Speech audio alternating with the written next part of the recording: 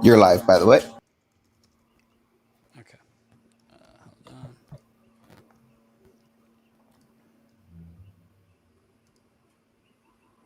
1 2 1 2 1 2. Do people hear me? Do do do. Okay.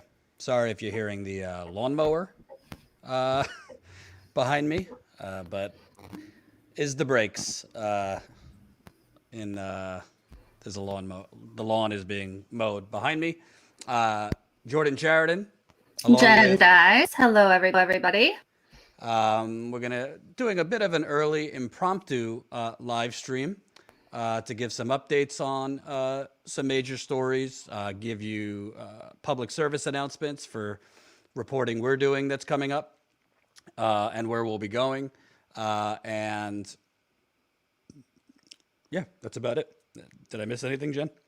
Yeah, so I have somewhere to be later on today. So I wanted though to highlight some of our report from this past weekend and catch everybody up on. We also have a call to action that we'll get into as more people start to come in. There's still an issue with your mic. It's like echo and repeating. 1 second. Smash that like button right under the live stream. Share this live stream. Sharing is caring. I will tell you, as Jen's trying to figure out the mic, reports coming out right now that the CDC is revising its mask guidance today. So I don't know what the new advisement will be. But presumably with cases increasing all over the country, my assumption is they will be advising for all people, vaccinated or not, to mask up inside, but I don't know that for sure. Just seeing that they'll be making an announcement today. Obviously, this whole thing has been majorly politicized. I think the CDC has also sent mixed messages or wrong messages also. But be on the lookout for that, because the CDC is supposedly going to be announcing something about an update to their mask guidance. All right. Well, hopefully, I don't know what's going on with my mic, which it's really annoying because it's not an old mic. It's a rather new microphone. So I've just switched it to my headphone mic. So let me know, folks, if that works better. But we do have an important call to action for everybody to help get the word out about our new Flint reporting, our investigative Flint report, which is extraordinarily important. And as a surprise, or in a surprise to absolutely nobody, local Michigan media has not picked it up at all. You would think that of all places, of all media, Flint media, Michigan media would be picking it up and talking about it, but that is not the case. And there are a lot of reasons for that, but I think with some public pressure, that can be rectified. So we will tell you more about that as more people come in. Smash the like button, get that algorithm going, and yeah. So, Jay, it is in fact the mic, because I switched the mic and it worked. And we also did an interview earlier today. It's the mic. Very frustrating. Yeah, we're going to get Jenn, since Jen's going to be on with us a lot more. Which I'm excited about. We're going to try to have her on every day if we can. We're going to get her better situated, because here I have this wonderful setup, thanks to Ty, because he might be watching. So we got to get Jenn better microphone, better audio, all that stuff. Maybe a better backdrop than Bobby and JFK, but we'll talk about that. Okay, dude, I love my backdrop. Right. So right. Jenn might stay on longer. I have to do, I'm doing an interview in a bit, so I have to jump off. So I just want to start, and I'm going to wait for a couple more viewers to come in. First, we're going to start with telling you what's coming. Then we're going to talk a little bit more in depth on what we need you to do. So Thursday, we're headed to Cleveland. Colin and I. We're going to be covering basically the last few days leading up to Nina Turner's election there in Cleveland and Akron. The election is on Tuesday, August 3rd, so we'll be there several days before. I think the biggest event we'll probably be covering, Bernie Sanders is keynoting a rally on Saturday. I believe Cornell West is also going to be there. I know Ben Jealous, the former NAACP head, is already there. Keith Ellison, the Michigan Attorney General, is there or has been there. So we will be there on the ground, not only to cover the rallies, but to obviously keep our ears and eyes open to all the shenanigans that are already going on. I'm also hearing that the Cuyahoga Democratic Party, which is essentially the local Democratic Party in that area of Cleveland, apparently they are the only ones that could give out credentials for poll watchers. Obviously, poll watchers are important in all elections, but specifically this one. So the Cuyahoga County Democratic Party, whose chairwoman happens to be Shontel Brown, a conflict of interest. She should have stepped down as chairwoman as she was running for this seat. They are the only ones, and the state of Ohio Democratic Party, that could hand out poll watcher credentials, which poses a bit of a problem because all candidates, progressive, neoliberal, whatever, should be able to have their own supporters campaign as poll watchers. So I'm going to dig into that a little bit more. Might sound a little mundane, but kind of important to an integrity of an election on Tuesday. So we're headed to Cleveland. It's not confirmed yet, but we are trying to organize us going from Cleveland to Minnesota to cover the ongoing protests against Line 3. The toxic crude oil pipeline coming from tar sands oil in Canada through Minnesota to be exported in, I think, Wisconsin. So indigenous people, including Winona LaDuke, Honor the Earth, local Native Americans there, their non-indigenous environmental allies have been there for months, even during worse periods of the pandemic, protesting. And we want to be there. Winona LaDuke actually was recently arrested. Luckily, she got out, arrested for protesting.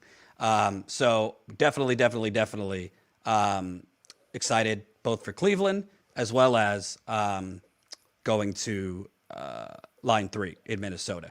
Obviously, all this is not cheap. So if you're not a Status Coup member, please, what are you waiting for? statuscoup.com/join. In the short term, tomorrow morning, I'll be in New York covering coal miners from Alabama are on a bus right now, headed up to New York City to protest outside BlackRock. These are the coal met strikers who have been striking in Alabama for weeks and months now. So they're coming up to New York City. The numbers seem large. I'm hearing anywhere from 700 to 1,000 people are going to be there tomorrow. We will be live tomorrow morning exclusively on Rockfin. As you know, we have a once-a-week exclusive broadcast with Rockfin. So we'll be live tomorrow morning on Rockfin from this strike. If you could put that up, Colin. Please sign up as a Rockfin premium member. Right now, I believe we're over 70 paid Rockfin subscribers.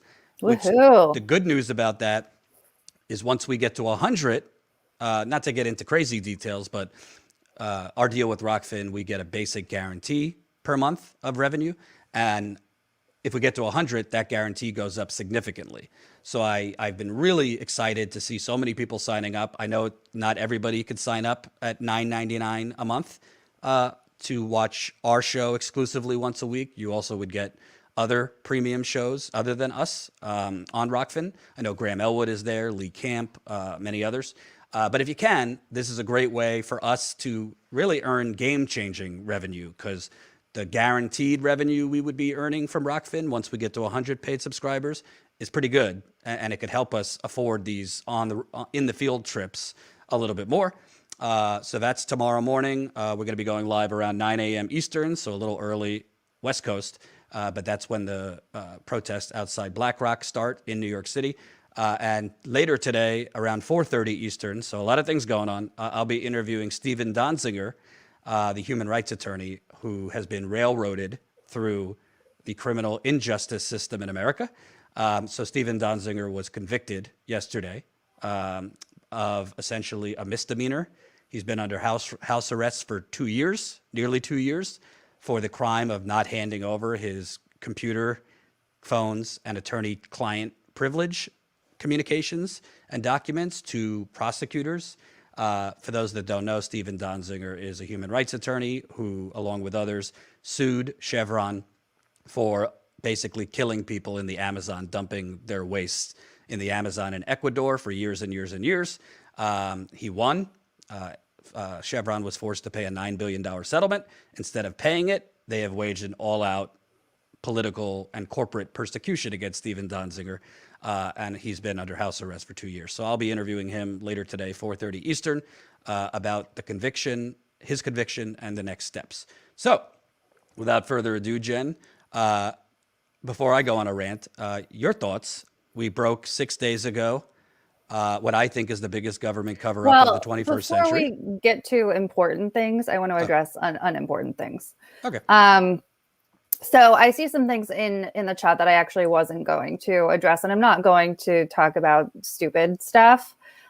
So what I will say, because there's a lot of distraction out there right now, and I really emphasize that there's too much bad in the world to focus on drama and BS.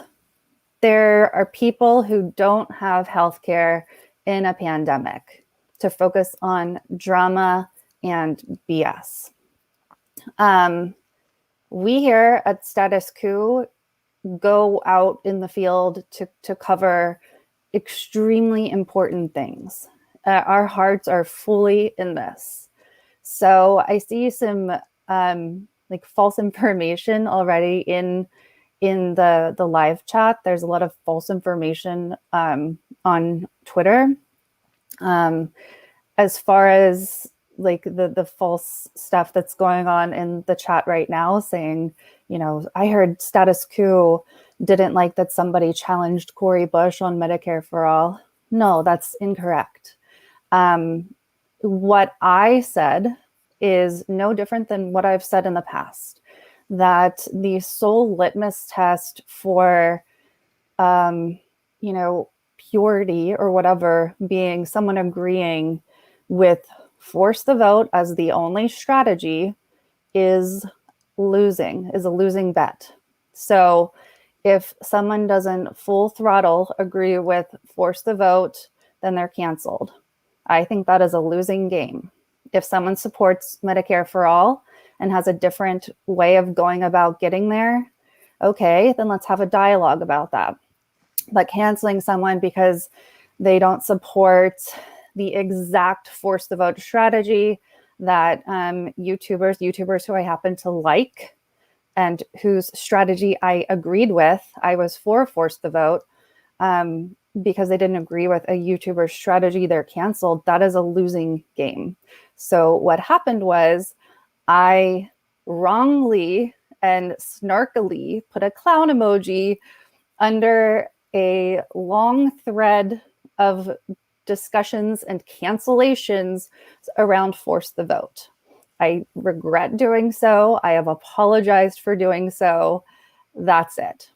Well, the dramarati on Twitter has twisted that a million ways to Sunday. So that is all that happened. Another thing that happened was, this is 100% true. You can check the live stream, which was taken down by YouTube, but is back up, is that it was said on stage, and those who watched the stream in real time know that this is the case, that that members of the squad did not show up, and that people were disappointed about that. It was said that the only knock down the house, which is the Netflix special, person that attended was Paula Jean Swearingen. That is not the case. Cori Bush was there. Cori Bush was in attendance. So multiple times I had to clarify, I had to go back over to the microphone because people in the live chat were asking, oh, I thought you said Cori Bush was there, because the person on stage just said again that no one from the squad attended. And so I had to go back over and clarify, like physically walk back over, because I had the tripod nearer to the stage, and say, yes, Cori Bush is there. And people in the chat were and one person in particular, a couple of people were like, well, they need to correct that on the stage, from the stage. Why are they saying that? People are getting distressed. So this is a thing that happened. People can go back and watch the live chat replay. People can go back and watch the stream. This is a thing that happened. So for whatever reason, people got upset about this and have sicked people on me. I don't know what to say, except this did happen. I'm grateful that this was organized, and Medicare for All is my main issue, and I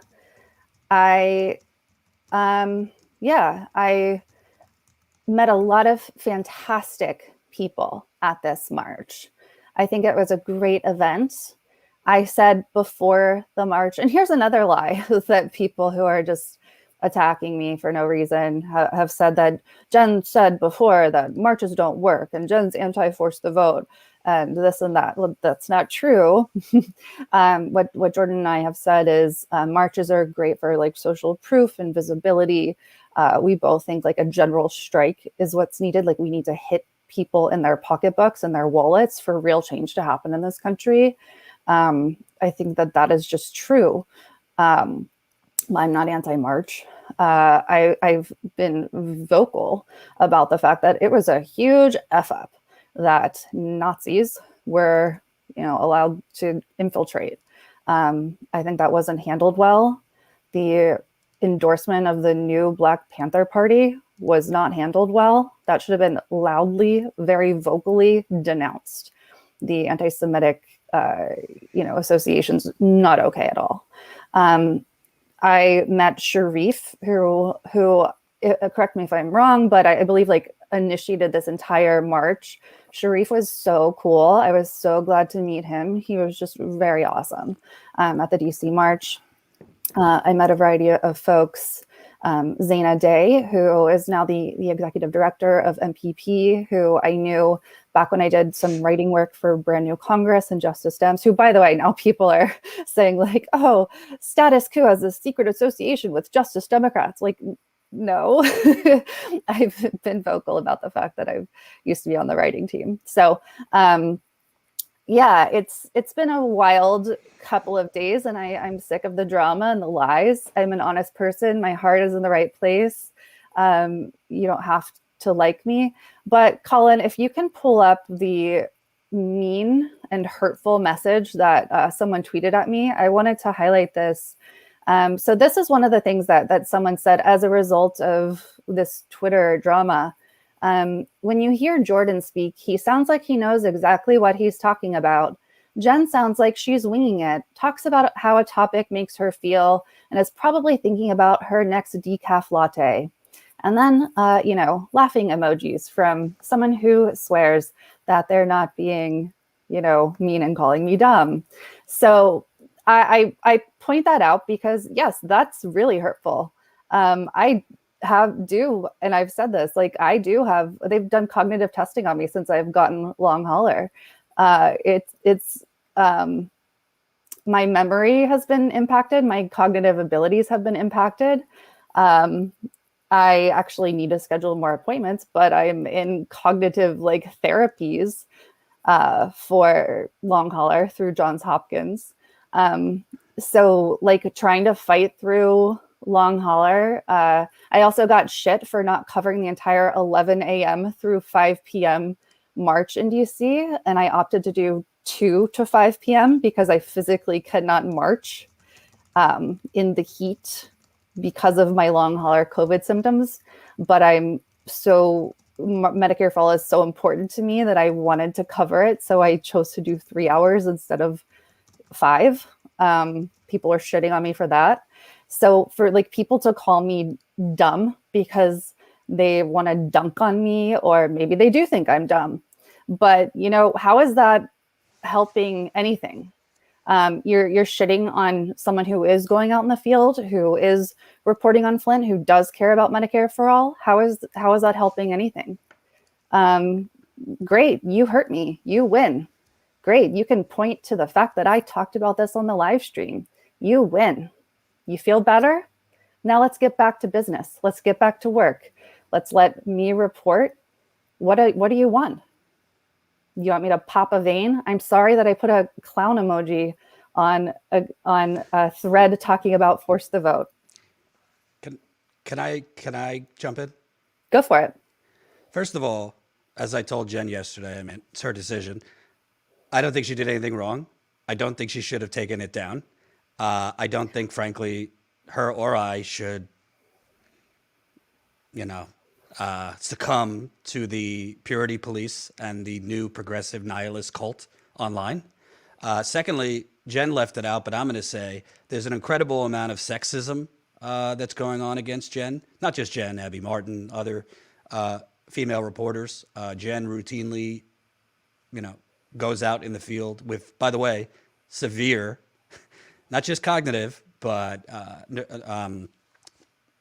nervous system, immune system issues from COVID long hauler. She almost passed out at my house after our 2-week road trip. She cannot march for 3 hours in a rally in the heat because she has secondary issues, secondary illnesses that have come from long haul COVID. So I didn't see any other independent outlets out there for 1 hour, much less 2 hours. Thirdly, when Jen does a report, so if I do a report, right, like I was at yesterday at AOC's office where protesters, activists, MPP Susan Sarandon was there. Do you, in the comments, thank Jen for my report? No, you don't. And it would be silly if you did. But if Jen's out, there's a lot of comments thanking Jordan or John, who's done camera work for us. It's absurd. I mean, I want to be clear. I don't think people are consciously trying to be sexist or, rude. They probably view it as like, thank you to everybody here doing things. But at the end of the day, it's a little insulting. I'm not a woman, but it's insulting and it's sexist to be basically implying that a woman's good work I should be thanked. So for people, not that you've meant to do it, just stop. I mean, Jen is her own character. If she wasn't own journalist, if she wasn't made severely ill by COVID, she'd probably be out there a lot more. Frankly, there's a lot of people in perfect health in independent media that are bloviating and ranting from their homes who don't go out in the field. And Jen goes out in the field sick. So acknowledge it's like racism. Most of us are not, transparently racist or consciously racist. Maybe subconsciously we don't realize. And most of us are not consciously sexist, but maybe we do things that diminish or minimize a woman as an individual. And I'm sure I have done that in the past too, unintentionally. So Jen is her own person. Secondly, I just want to say, not just about like these people criticizing Jen, because to be clear, Jen's not beyond criticism. I'm not beyond criticism. Just because we go report in the field doesn't mean we're holy and you shouldn't criticize us. I could take it. I think Jen could take it. But it's quite interesting to me, and I experienced this yesterday. This growing wing of the progressive movement that believes ranting and raving that everybody's a sellout, everybody's a fraud, cowards, let's cancel everybody who doesn't agree with us, who believe that's actually going to do anything. Man, they could dish it out, but they sure as hell can't take any criticism. They cannot take any criticism, these people. When I went on Twitter yesterday and defended Jen against ridiculous smears, they were saying, stop punching down against us. Stop attacking working class people. Stop this, stop that. Wait a minute. So all of you can rant and rave that everybody's a sellout, everybody's a fraud, everybody's a coward. Now journalists who actually go in the field are access journalists, or we're corrupt, who don't take a dime of corporate money. So you could dish it out. But if I or Jen challenge you at all or point out we believe you're incorrect or dare dare say, hey, we have said we understand why you're angry. We understand why you're politically cynical. We understand why you want to burn it all down. But we don't think the way you're doing it is actually effective. We think it's self-sabotaging. Boy, if you say any of those things, I got it all yesterday. Oh, Jordan, you're strawmanning. Jordan, you're attacking working class people. Jordan, access journalism. Yes, access to the politicians we don't interview. Other than Bernie Sanders, I haven't asked any of these politicians for an interview. We critically, if I was going to, their press people would very quickly see, because this is what they do, they look, that we criticize them routinely. That's why I probably haven't gotten interviews with any of these people, and I don't give a shit. Status quo is not going to grow based on interviewing AOC. So it just seems to me a growing part of the left, they sure, oh my God, they are shooting political bullets out there. Political, not real ones. But if you even tepidly correct them, criticize them, maybe suggest respectfully, we don't think the way you're going about things is actually going to achieve Medicare for all policy wins. Oh man, are they fucking snowflakes and triggered? And I don't really care if you think that's condescending. I don't really care if, I've triggered you, so you're going to unsubscribe. Go ahead. I don't give a damn. Because honestly, I didn't get into this to like brazenly, just do video after video to feed nihilists and cultists what they want to hear. I don't give a damn. We do this to break major stories about corruption, injustice, and we're not going to get distracted by people who understandably are angry, understandably are frustrated. But if we do something wrong, we'll correct it. We're not above criticism. But do me a favor. If you're on Twitter, if you're on YouTube, if you're going to these rallies, if you are actively waging political war against these politicians, the squad, other YouTube hosts, it's your right to do it. I think you're doing it wrong, but it's your right to do it. By the way, to be clear, we're not saying don't criticize AOC. We just covered a rally of activists slamming her in front of her office. There's nothing wrong with criticizing politicians. There's nothing wrong with criticizing YouTube hosts. But think about, do you want to rant and rave and express your outrage, or do you want to actually successfully pressure them to do the things you want them to do that you're saying they're not doing? It's really about, is the top priority to rant, rave, and be pure, or to win?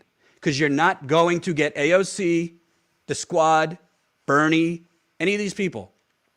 You're not going to get them to change course, to do what you're asking, to fight, by calling them Lucifer, by ranting and raving that they're all fraud, sellouts, and the next thing. I actually thought the protest we covered yesterday was a good thing, because people were actually constructively and in smart messaging. I think Susan Sarandon was great too. We want to be behind you. We want to fight behind you. We want to believe in you. But right now, you're not giving us a reason to. That actually is good-hearted, strategic, credible messaging that they can't turn around and say, oh, you're being violent. No, you're not. You're saying, give us a reason to hope. Give us a reason to think your campaign messages you're going to honor. Listen, I love a lot of YouTube hosts. Many of them are of our friends. But if you believe following YouTube hosts into battle is going to get you political change, including us, by the way, you've been misled. What people are doing, what growing part of the progressive movement is doing right now, is essentially, I think they think what they're doing is making AOC, the squad, Bernie fear you. It's not. It's not. I could tell you because I've been on the road for 6 years. I know how this works. It's making them ignore you. It's allowing them to discredit you. So bottom line, listen, if you want to criticize us, if you want to cancel us, if you want to I have people DMing me right now, this drama and bullshit. I don't give a damn. We just broke the biggest story, the biggest government cover-up story of the 21st century. The media is not covering it. We can't even get politicians to talk about it. We're going to Cleveland to cover, to me, a very important race that could affect everything that all you people are talking about, the future of the country. I personally think whether she's ranting or raving enough for your liking on the campaign trail, we'd be in a better position in the progressive movement if she's in Congress rather than this political hack, Chantel Brown. I don't know. I don't think that's radical, Jen. And also, Nina, people criticizing Nina for not attending one of the marches. That's been a big talking point. And, I'm sure folks know that AOC went up to Ohio, went up to Cleveland on Saturday to help Nina campaign. They did door knocking and, get out the vote strategies. AOC spoke. Well, guess what AOC spoke about? Medicare for all. So that's good, right? That's great. And we know that Nina, her platform includes Medicare for all as well. So I saw someone in the chat also saying, well, the bare minimum that Nina needs to do to prove that she's for Medicare for all is to have tweeted about one of the marches. No, that supporting Force the Vote or supporting the march. Those are not the sole litmus test for Medicare for all. Supporting Medicare for all is the litmus test for supporting Medicare for all. So that's good that AOC spoke about Medicare for all, that Nina's platform includes Medicare for all. Yeah, I don't completely agree with that, but that's neither here or there. I think it doesn't cost you a lot to tweet about it, but I also think people freaking out that she's sold out. She's running ads on Medicare for all in an extremely establishment blue district. She's not hiding that she's for Medicare for all. If she supports the march that has been linked to white supremacists, that's going to be used against her. So why would she do that? No, I understand what you're saying. My point is for most of the squad, not just Nina, I don't think it's a lot to give in every state in the country, in 56 cities, there will be marches today for Medicare for all, something like that. Yeah, they might be attacked, whatever. I don't think Nina Turner going, spending 5-6 hours the week before her election, driving to Columbus, which is 2 hours away, speaking for an hour or two, she would be wasting a full day of campaigning in her district. Respectfully, the people that went to the march in Columbus can't vote in her district. So I wouldn't have done it. And I almost, I have to be honest, I almost hesitated to do it because of the anti-Semitic associations, even for us, even though I so support Medicare for all, I didn't want that association. So for a politician, I don't blame them. But this is the point. And I'm not trying to single you out, but I want to read this comment. The Lemon 8787, paying lip service isn't good enough though. This is the attitude that I don't think, I understand why you're saying that, but I don't think you're understanding what we're saying.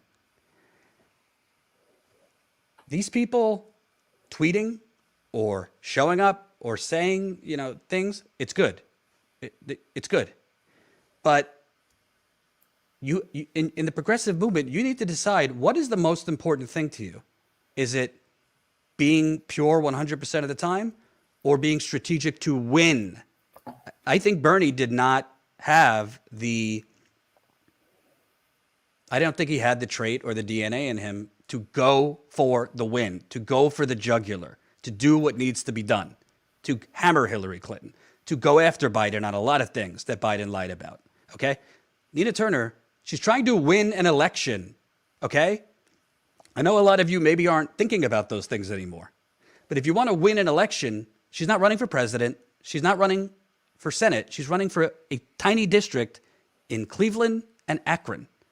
That district just reelected an establishment Democrat in November by 60 points.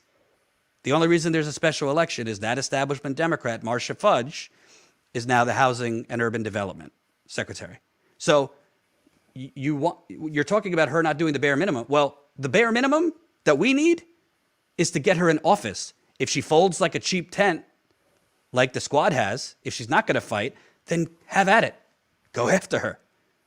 But this notion that if they're not tweeting about the march or they're not showing up to the march, especially a candidate who's a week away from an election, Cori Bush, she showed up at the march. Okay, she didn't do interviews or something, or she didn't want to answer a question at a Medicare for All march about force the vote. So it's not good enough that she showed up. I think you all need to understand something. we don't have to bow down to politicians. I agree with Jimmy. They're not our friends. They're public servants. But you cannot have it both ways. You can't rant and rant, complain that they're not playing hardball, complain that they're not showing up. Then when they do show up, it's not good enough.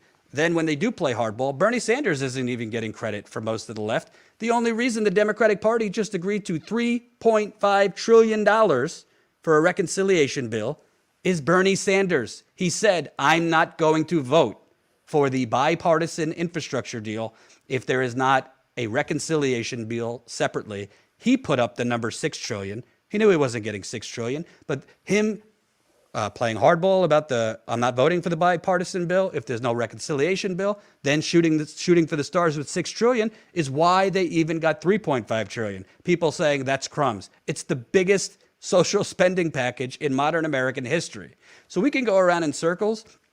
I think, and I saw it at the rally yesterday, people are rightfully angry, upset. A lot of people are sick. A lot of people have healthcare problems. A lot of people are going bankrupt. A lot of people are working multiple jobs. I'm not telling you not to criticize these politicians, not to criticize journalists, but you have to think to win in politics, to affect change, you have to have a strategy. And right now there is no strategy on the left other than ranting and raving on the internet about how they're all sellouts, fraud. That's not a strategy to actually achieve anything. It's a strategy to create entertainment, to create clicks on the internet, and to ultimately not really achieve anything. You want to have a strategy? Here's the strategy. Organize. It's not going to start right off the bat with a across-the-board general strike. Start leveraging these worker strikes, the Alabama strikes, the Frito-Lay strikes. Amazon workers are unionizing in New York. Let's start getting city by city, state by state, some economic boycotts going. With all these people, if all these people ranting and raving on the internet about sellouts, frauds, cowards spent as much time trying to get involved and organize economic protests, meanwhile, protesting outside AOC's office in D.C., protesting outside the squad's office in D.C., hell, protest outside Bernie's office, attached with economic boycotts. If they're still not answering you, if you want to organize primary challenges to them, have at it. But I'm saying you need to have a strategy to actually successfully pressure people to do something. You need to have a strategy to move any of the Democratic Party left. And the only way to do it, frankly, like Jenn said, I'm all for the Medicare for All march. I'm all for all these marches. The only way the politicians will do a damn thing is if you threaten their donors' bottom line, because the donors run the country, hence the United Corporations of America flag behind me. That's it. Calling them sellouts, calling them frauds, hashtag fraud squad. It feels good on the internet. It does nothing. There's no strategy on this part of the left. And I think it's a great accomplishment that these activists, I think it was in 56 cities, pushed a successful march. I think LA had a few thousand people, DC like 100 or so. That's a big accomplishment to organize that in a short period of time. It's not that that's nothing. I'm just saying a lot of people are rightfully angry, rightfully upset, and are taking that anger and venom and need somewhere to put it. I want you to rethink whether it's not that don't unleash your anger and frustration, but think about a way to do it that will actually make us succeed. Jenn, I got to go do this sound check, so I'll be back after the sound check if you want to. Sure. Okay. Yep. Sounds good. All right, folks. Yes, absolutely. So I want to address a couple more comments. Fly Chumper Fly says, Jenn, we didn't march for the infiltrators. We Jews, Blacks, Muslims, LGBTQs, etc., marched for Medicare for all. That is 100% correct. And in the end, that is why I said to myself, look, it's not great. I think like certain things were mishandled, but I don't want to say that's okay. But yes, in the end, the goal is Medicare for all. And in the end, it is badass that folks like Sharif, organized and did something. Everyone's always saying, get off the internet, go touch grass. Well, that's what these folks did. So that is good. And Medicare for all is the goal, and it is important, and that's good. And let's keep it going. More marches would be fantastic. More marches would be excellent. I do hope it keeps going. And I do hope, though, that things happen that hit the wallets of the powers that be, that hit the wallets of pharma and lobbyists, and that pressure politicians in the right ways. So I also thank all of you for the super duper chats. They've unfortunately fallen off of the screen, but I've seen your comments, and I really, really appreciate all of you. You are fantastic. Jordan, how much time do we have to talk about Flint before you have to go for the interview? I think like 10 minutes right now. So should we wait for you to come back for that? Yeah, maybe. Can I just chime in here? Sure. Again, I'm not trying to single out audience, but I'm trying to make you understand what we're talking about. So Mash Casualty writes, sorry, but there's no reason we have to stop calling these asshat bourgeoisie lying politicians out, begging the landlords. So we're not telling you to stop calling them out. We're telling you the way you're doing it, and you could call it tone policing if you want, but the way of resisting these politicians, the way that you're calling them out, is not working. It's a political loser. That's what we're telling you. So call them out, go protest outside their office, primary them if you need to.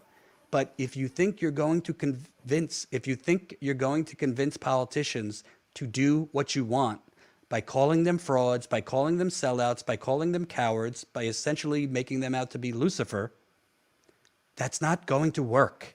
And I think people are taking that as we're protecting the politicians. Again, we just were outside covering a protest outside AOC's office.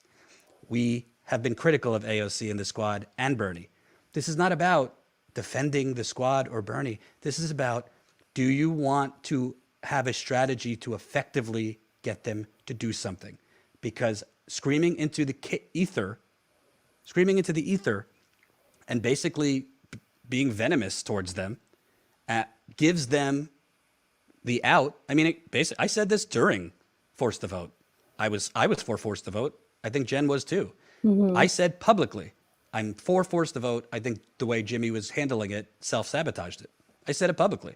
And he would say, they're not your friends, tone police. Well, I don't know. I'm not a psychology expert, but typically, if you're trying to get people to do what you want them to do, screaming that they are frauds, cowards, sellouts, all these things, generally has the opposite effect. I know he's just a comedian, and I like Jimmy, but I got to call it like I see it. That's not a strategy to actually get them to do anything. I think he thinks that puts fear in them. It doesn't at all. They're laughing at us. And they used it to basically knock it down. She used it. This is what I thought was going to happen, and I said it at the time. She's going to claim these people are divisive. They're attacking me. They're being violent, and that's what she did. It was bullshit. But you have to actually think, okay, I'm angry. I'm pissed off. I'm rightfully angry. How do we actually successfully get them to start fighting? And I don't know, screaming and ranting and hashtag fraud squad might make you feel good. It's not going to achieve anything. So, yeah, I think we could move on. They haven't asked me. I'm not going on just yet. Okay. I also want to say that I met so many fantastic people at this march. Truly, walking around from place to place, getting stopped by so many viewers of Status Quo who are just so excited about what we're doing, the kind of journalism we're doing, was really gratifying, and it makes it all worth it. So shout out to everybody that I met Saturday. You guys are great, and you're in this for the right reason. You came out on a super hot Saturday and you fought for Medicare for all, and that is to be commended, absolutely. So I'm happy to have met all of you. You're amazing. $5 in the super chat from Fly Chumper Fly.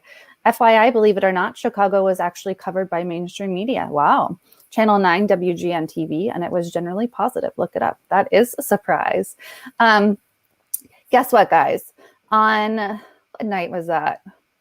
I don't know. One of the nights, probably Sunday night. Um, I decided to go to this bar that's known as like a DC swamp haunt. And Colin, if you can put up the picture of so I learned when I went there that Rudy Giuliani frequents. So my nemesis, Rudy Giuliani. I'm sure you guys know that I caught COVID at the press conference where the hair dye was melting off of Rudy Giuliani's face. This was November 19th of 2020. And then I ended up getting long hauler COVID. Andrew Giuliani, Rudy's son, had COVID, and it was not revealed to us until the next day. So I have a lot of behind the scenes members content that I'll be uploading for members. But as a special fun teaser, join statusquo.com/join, just $5 a month. And it will be revealed to you Rudy Giuliani's drink and bar of choice. So you'll learn exactly what the great, sweaty, drunken Rudy Giuliani drinks and where he drinks it in DC. statusquo.com/join. Plus, I'll also have like other bonus content as well, from the Cuba marches, from the March for Medicare for All rally, Marianne Williamson, a ton of stuff. So definitely join statusquo.com/join. I also sampled this drink. And I got the scoop from the bartender. All to be revealed. statusquo.com/join. So Jordan, since you want to go, or you have not, no, you want to go. Since you have to go soon, what do you want to do next? Yeah. So I have to go soon. I'm doing an interview, but I want to say, talking about strategics. He'll be back though. He'll be going and coming back. So I'll be. After the don't interview. Leave. Talking about being strategic, I would love to rant and rave. It's honestly, I suffer from depression, but fortunately, it's been good for the last few weeks with new medication. But I've just been really down yesterday and today because I just feel like no matter what the hell we do, we can't. I mean, we honestly at this point, Jen, I don't even know if we found video that like Governor Snyder, the former Michigan governor, poured lead in water. I don't even know if that would get picked up. But tomorrow's a week. We broke, again, I'll keep saying it, the biggest government cover-up of the 21st century. Crickets. Aside from a few people in independent media, we cannot get any media coverage from the New York Times, the Washington Post, the Associated Press, CNN, MSNBC, the Detroit Free Press, which is the largest newspaper in Michigan, Detroit News, Flint Journal, who's the hometown paper in Flint. We cannot, aside from Congressman Ro Khanna, who tweeted out the story, can't get any members of the squad. I've emailed all the people that represent Michigan, including Senator Debbie Stabenow, Senator Gary Peters, Congresswoman Debbie Dingell, Rashida Tlaib is an hour from Flint. Nothing. Crickets. And of course, politicians all get a lot of requests and are working on multiple things. This is not like just a story. We just broke the biggest government cover-up of the 21st century about the biggest environmental calamity of the 21st century that was man-made. And essentially, it's being buried and hidden by the Democratic Party as well as the media. And it's outrageous to me because who suffers the most? Not status quo, not us. I mean, you guys appreciate what we're doing and you guys have helped spread it. It is outrageous that the actual citizens of Flint do not know about this story. They don't know because they work multiple jobs. Maybe they don't read The Intercept or the Detroit Metro Times. Maybe they don't have time to go online and search for news. They probably put on their local news at night for a couple minutes. Local CBS, local ABC, local Fox, whatever. 80% I'd say 90% of Flint has no idea that we just broke former Governor Rick Snyder's top his press secretary. Her phone was erased right before the launch of a criminal investigation into Flint. Top officials in the health department under Snyder, their messages were erased for all of 2014 through October 2015, the exact time period that Flint used the Flint River. Top officials in the health department mysteriously have no messages on their phone, so investigators cannot actually see who knew what when. Top officials with the environmental department, they mysteriously have no messages. Their phones were allegedly dumped off at the state IT department right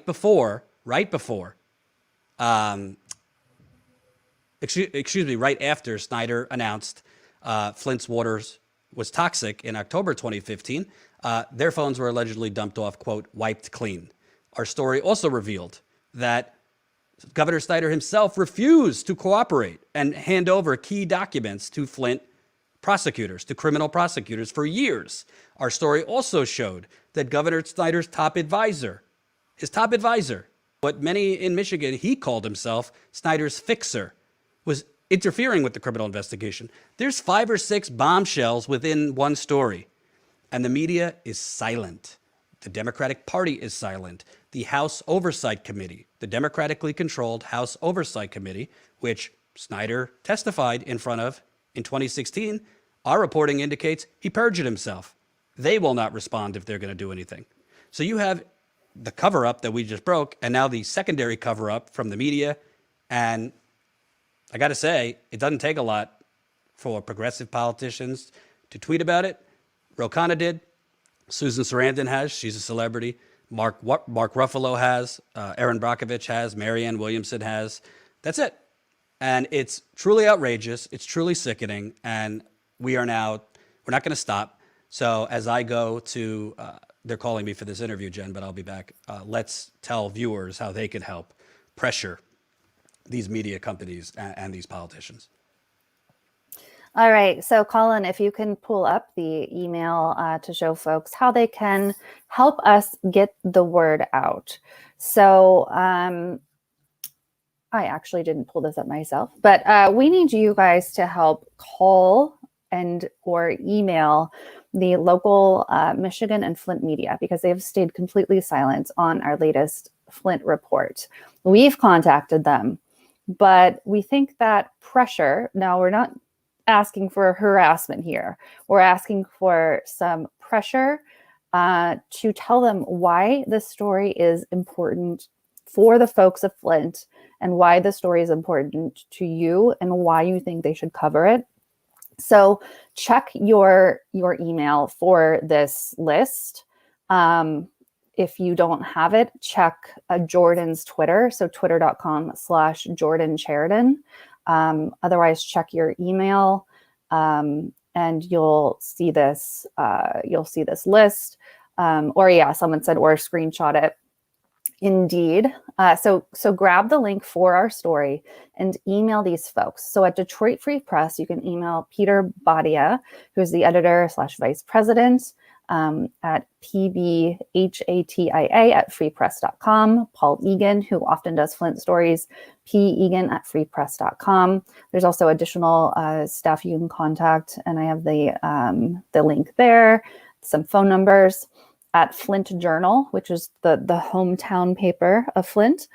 flnews@mlive.com is the general email. Ron Fonger, who often does Flint stories on the water crisis, is rfonger1@mlive.com. Then there's Detroit News. Gary Miles is the editor/publisher. gmiles@detroitnews.com. And then Leonard Fleming often does Flint stories. lfleming@detroitnews.com.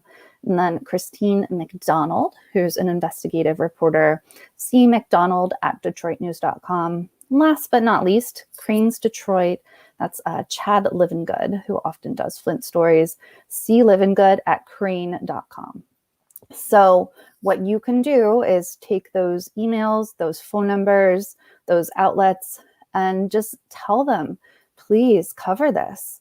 pull out, that headline that's at the top of the Intercept article and use that, pull out the main points. Like, look, government phones were wiped during crucial parts of the Flint water crisis. Timelines were manipulated. There were coexisting investigations started by the former governor of Michigan, Rick Snyder, at the same time as the criminal investigation, which was a huge problem. There was an enormous amount of trouble for prosecutors to get relevant Flint documents from Rick Snyder and the government. So there's a lot that you can pull out there. And this investigative report, we have said this over and over, this is a huge bombshell. This is so important. It is enormously disgusting what has happened at the hands of Rick Snyder and his cronies. So I see some great super chats coming in. Let me take a look at those. Lana Del hates the clock, $10 in the super chat. I think Status Quo should get an honorary award, like the young girl who filmed poor George Floyd when he was killed. Maybe eventually Status Quo will get an award, but so far not so recognized. But really, we're in this to try to get the stories out. So as long as that happens, we will be all good. I am happy that that she got an award for her film, though. Very well deserved. She truly helped change history. Tony East Coast, $24.99 in the super chat. Just a thank you for the work you do. Status Quo. Thank you so much, Tony. That really helps a lot. So in addition to the March for Medicare for All, well, actually, let me play you something from the March for Medicare for All before I move on and show you something from my Cuba reporting. So, Colin, if you can pull up the last question that I had asked Marianne Williamson. Marianne Williamson was the keynote speaker at the Washington, D.C. March for Medicare for All. She gave a fantastic, fiery speech, really, really great. And I was able to pull her aside, actually thanks to Sharif at the very end there, the organizer. And I asked her a few questions. She did have to go, but I asked her what her main takeaway was, or something that kind of changed her view on something, having run for president. So Colin, if you can play that for us, please. What is maybe the top thing that you learned or had your mind changed on having run for president, kind of in the belly of the beast? The two-party system, it's a big business. It's a real problem. Political parties were not mentioned in the Constitution, and George Washington warned us about them in his farewell address. It's a multi-billion-dollar business. The debates are a reality show. And where that leads you to, I'm living with that same conundrum in my heart that other people are. So I'm not telling you because I'm still living the question. This is a very different Democratic Party than I grew up with. I grew up at a time where it was understood that the Democratic Party was the container for the progressive dreams. The progressive wing of the Democratic Party was very important. The assassinations of Bobby Kennedy, assassination of Martin Luther King and others, these were deliberate efforts at decimating the American left. The Democratic Party needs its soul back, and it needs its spine. On the other hand, I know that there are, listen, it's a conundrum. I don't need to delineate for anyone. Everybody knows what it is. People say, yeah, but Jill Stein, then we had Trump. I don't claim to know the answer, but that's the deeper question. So I'm very excited when I see real progressives getting involved on the grassroots level in the Democratic Party. Once again, people can go to candidatesummit.com. These are great people. They're running right here in this neighborhood. They're running in Texas. They're running in Illinois. Please look at them. I have little videos of these, and just send what you can. Send your $5. Just like a lot of people this weekend are off to Cleveland. They're canvassing for Nina Yeah. because it's a proxy war. What's going on there, and that's being reiterated in district after district all over the country. I know everybody was tired after the last campaign, but I think all of us are here because it's like early morning. Okay, I know I'm going to have some coffee. I got to get back out there. Other generations got out there and did what needed to be done, and we need to get out there and do what needs to be done. And every time I see particularly women, and it's like, we're going to do this. Our ancestors did it, and we're going to do it. That's how I feel. I could talk to you all day. You're wonderful. Yes, so it was great speaking with Marianne, and she is fantastic. As I said at the end, I could have spoken with her all day. She's really engaging and has a different way of looking at the world than I think a lot of people are used to. There's a reason that she was a regular on Oprah, etc. But I think that we can all agree with her assessment of the two parties and with what she learned there. So please do check out that interview with Marianne, which, by the way, I am so grateful is up and saved because YouTube took it down, deleted it. It said deleted by user. We did not delete it. So I was truly gutted that it was gone along with the rest of my live stream. I immediately wrote to YouTube and said, please find a way to retrieve this. Thankfully, they were able to, and it is back up and there. So please check it out. I feel like it's a gift in some ways that it is back up because we can all learn a lot from Marianne. Super chat from Alan, $5. Thank you. Which platform is best for us to provide support? I am disabled, so I can't support them all. Which one siphons least from monthly donations? Great question. Statusquo.com/join is definitely the best because the payment goes straight through either PayPal or Stripe, and it definitely takes less money than, say, YouTube, which takes 30% off the top. So we definitely appreciate any support you can offer. It's the only reason we're able to stay out in the field. Jessica says, if I'd known more about Marianne at the time, I would have voted for her. Yeah, so, politically, there are things about Marianne that I don't, agree with. Some of her stances on, healthcare or whatever. She supports Medicare for all, obviously, but she's a little more I'm into holistic medicine as well, but she's more into the woo than I am, let's say. But I think that she's a great spiritual person, and I do admire her a lot. Andrew Wyatt says, just donated $5 to Nina Turner. She's, her margin is closing, and the Democratic establishment is certainly throwing everything they have against Nina. So yeah, I'm sure she appreciates that. $1.99 in the super chat from Phantomus Fanto. Cool name. Will physical mail letter work better with Flint? That's worth trying.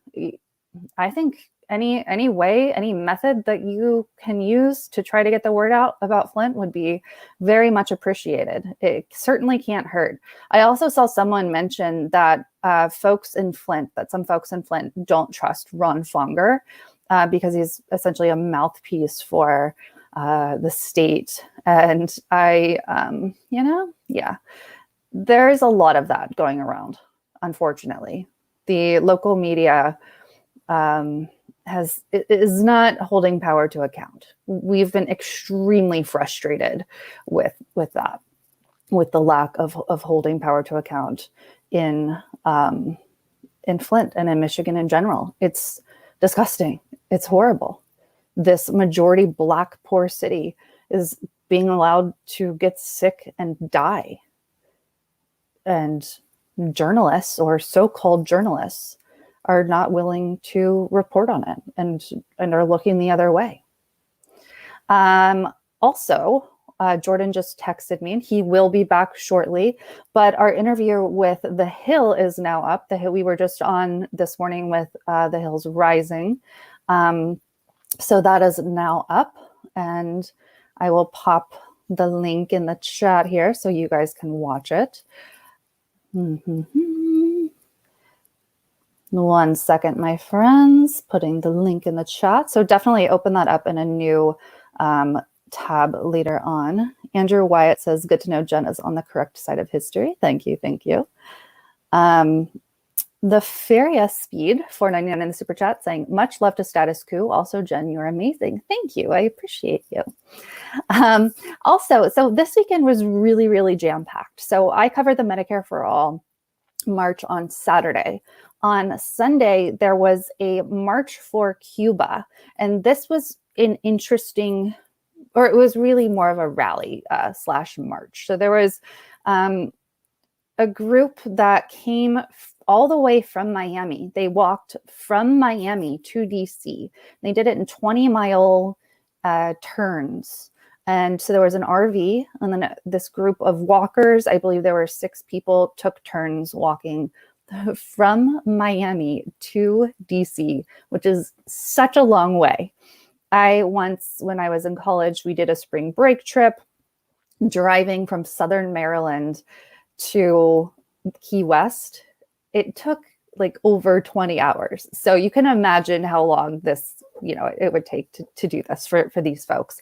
And the reason they did this is to protest the sanctions, the blockade that the United States has against Cuba.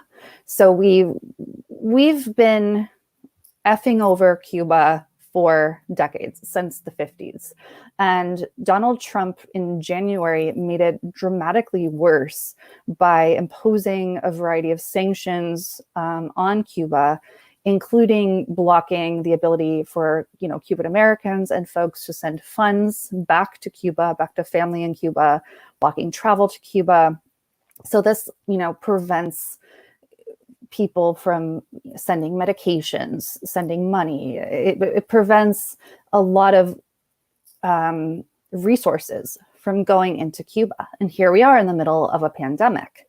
And Cuba is devastated partially, or in some people's opinions, largely by fault of the United States already. And so when you add in all of this on top of that, it's a horrible situation. And so a lot of Cuban Americans have family back home that are very sick, that are economically devastated. It's just a horrible situation. So these walkers, these protesters, that is what they were trying to bring awareness of. And so this all culminated in a rally in front of the White House, Lafayette Square Park on Sunday. But at the same time, there was a counter protest in the same space. It was separated by just an orange mesh fence. And on the other side, they were calling for increased action by the United States. They wanted more interventions by the United States. And so those folks were protesting against, the Cuban government and wanted Biden to intervene even more. Biden had campaigned on using a executive order to release the sanctions that Trump had imposed back in January, but he hasn't done anything. So these were the two sides, and that was Biden's promise. So I did a live that covered both of the, first I took folks through the intervention side, and then I took folks through the side that was calling on Biden to follow through with his campaign promises and to release Cuba from these sanctions.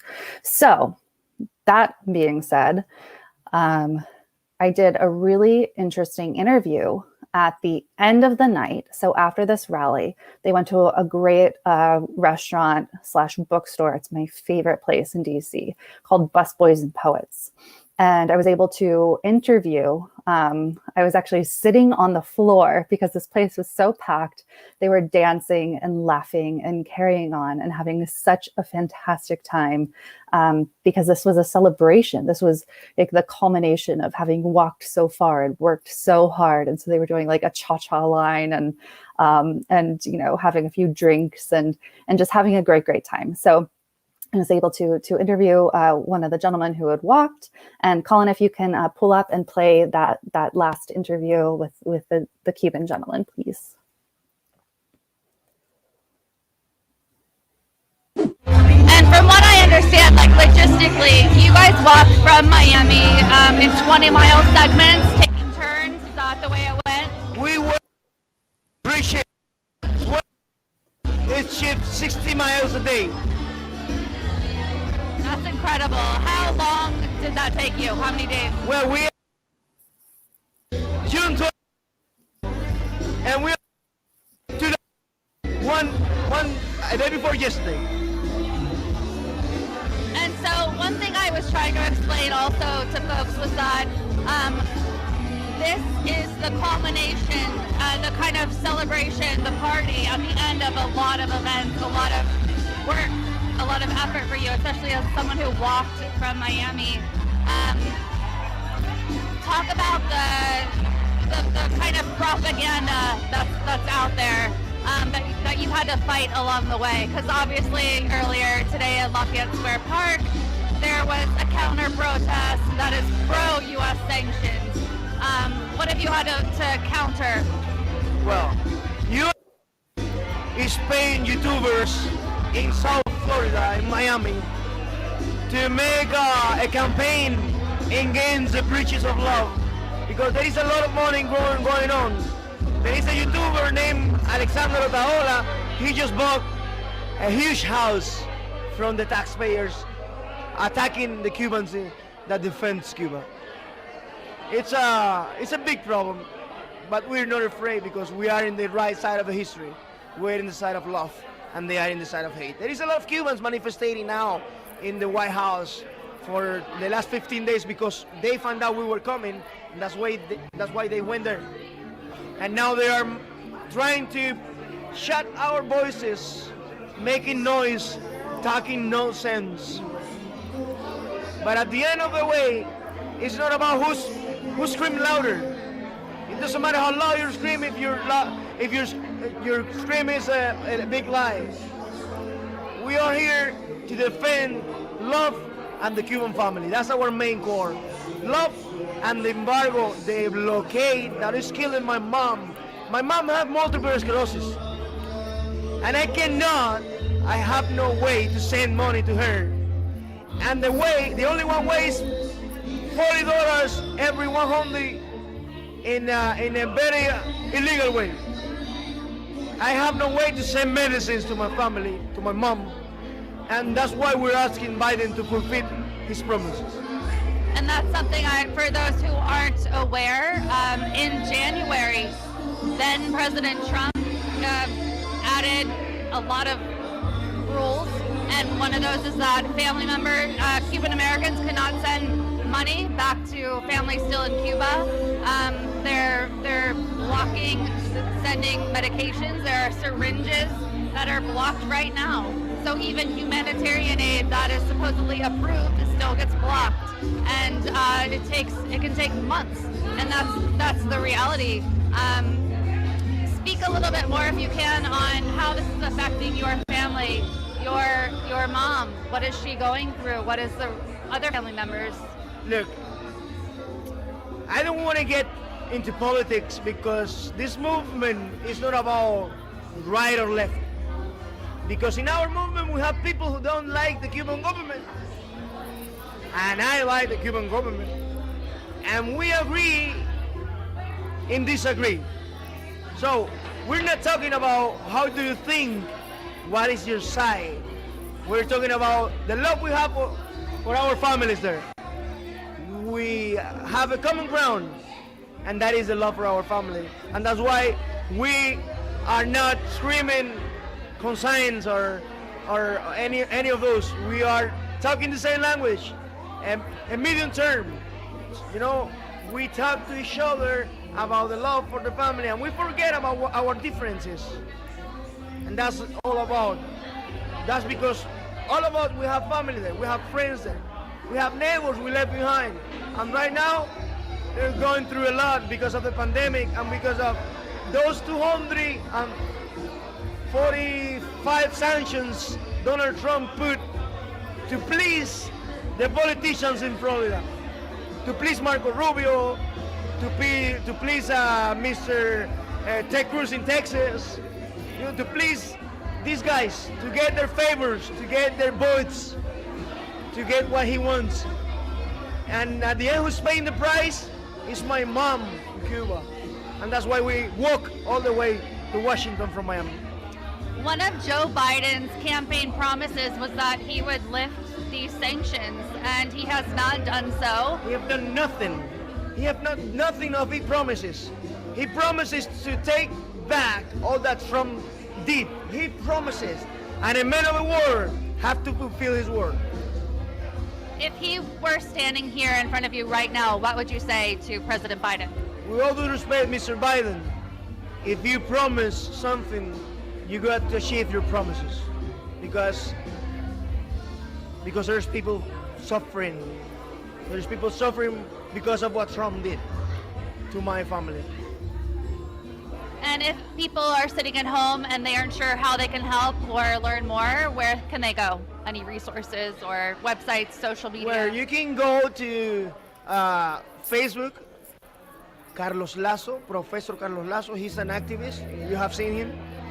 And you can get a lot of information there for him as well. And if you want to give the folks your name, go for it. Otherwise, you don't have to. And any last words you want to say? Of course. I'm not afraid. This is my face. My name is Roberto Gis. I'm a Cuban American, and I'm proud to be a Cuban American. Cuba is my mother, and the United States is my father, and they are divorced. I'm the son in the middle. I want them to make them work. Very cool guy. He was really fun to talk to. Also, at one point, I had run into the other room to get something to drink. And of course, this happened. The tripod, I had set it up kind of precariously because there was no room in the space that I was in. So I had it like balanced kind of oddly. I tested it to make sure it was stable, but of course it happened to fall down. So thankfully he had picked it up for me and set it up. And then he was kind enough to do an interview. Very cool guy. And of course he has an incredibly important story. You heard him talking about his mother. And that is why he walked all that distance. That is why he is fighting so hard to be able to get money and support to his mother. This is real. These are real lives. I didn't get this part on camera, but there was a speaker earlier at that same event there at Busboys and Poets where she had to lie to her family to attend that event because unfortunately there's a lot of propaganda out there as well, where some folks think, like we talked about from the other side of that protest in front of the White House, that more US intervention is a good thing. And the propaganda and the lies out there. So she had to lie and not tell her parents that she's actually wanting Biden to follow through on his campaign promises and drop the sanctions, because the truth is that they're crippling Cuba. They're harming people. So it's important to get the truth out. And we will be publishing that interview later on. So you guys got a sneak peek here. Thank you for keeping these super chats coming. Mike 58 Greenberg, 55 SEC in the super chat. Thank you. Sulu Moon says, mass respect for those who walked from Miami to Washington. Absolutely. That is incredible. That is truly dedication. And it does bring, the kind of visibility that people need to this. This event was sponsored by partly by Code Pink and other great groups there. So Medea Benjamin was there as well, which a lot of you saw. Nadia says the point is to cripple Cuba and harm Cubans. Sadly, there were reprisals for communism. Spot on, absolutely. Phantomus says I signed up for Status Quo membership this hour. All right, welcome, amazing.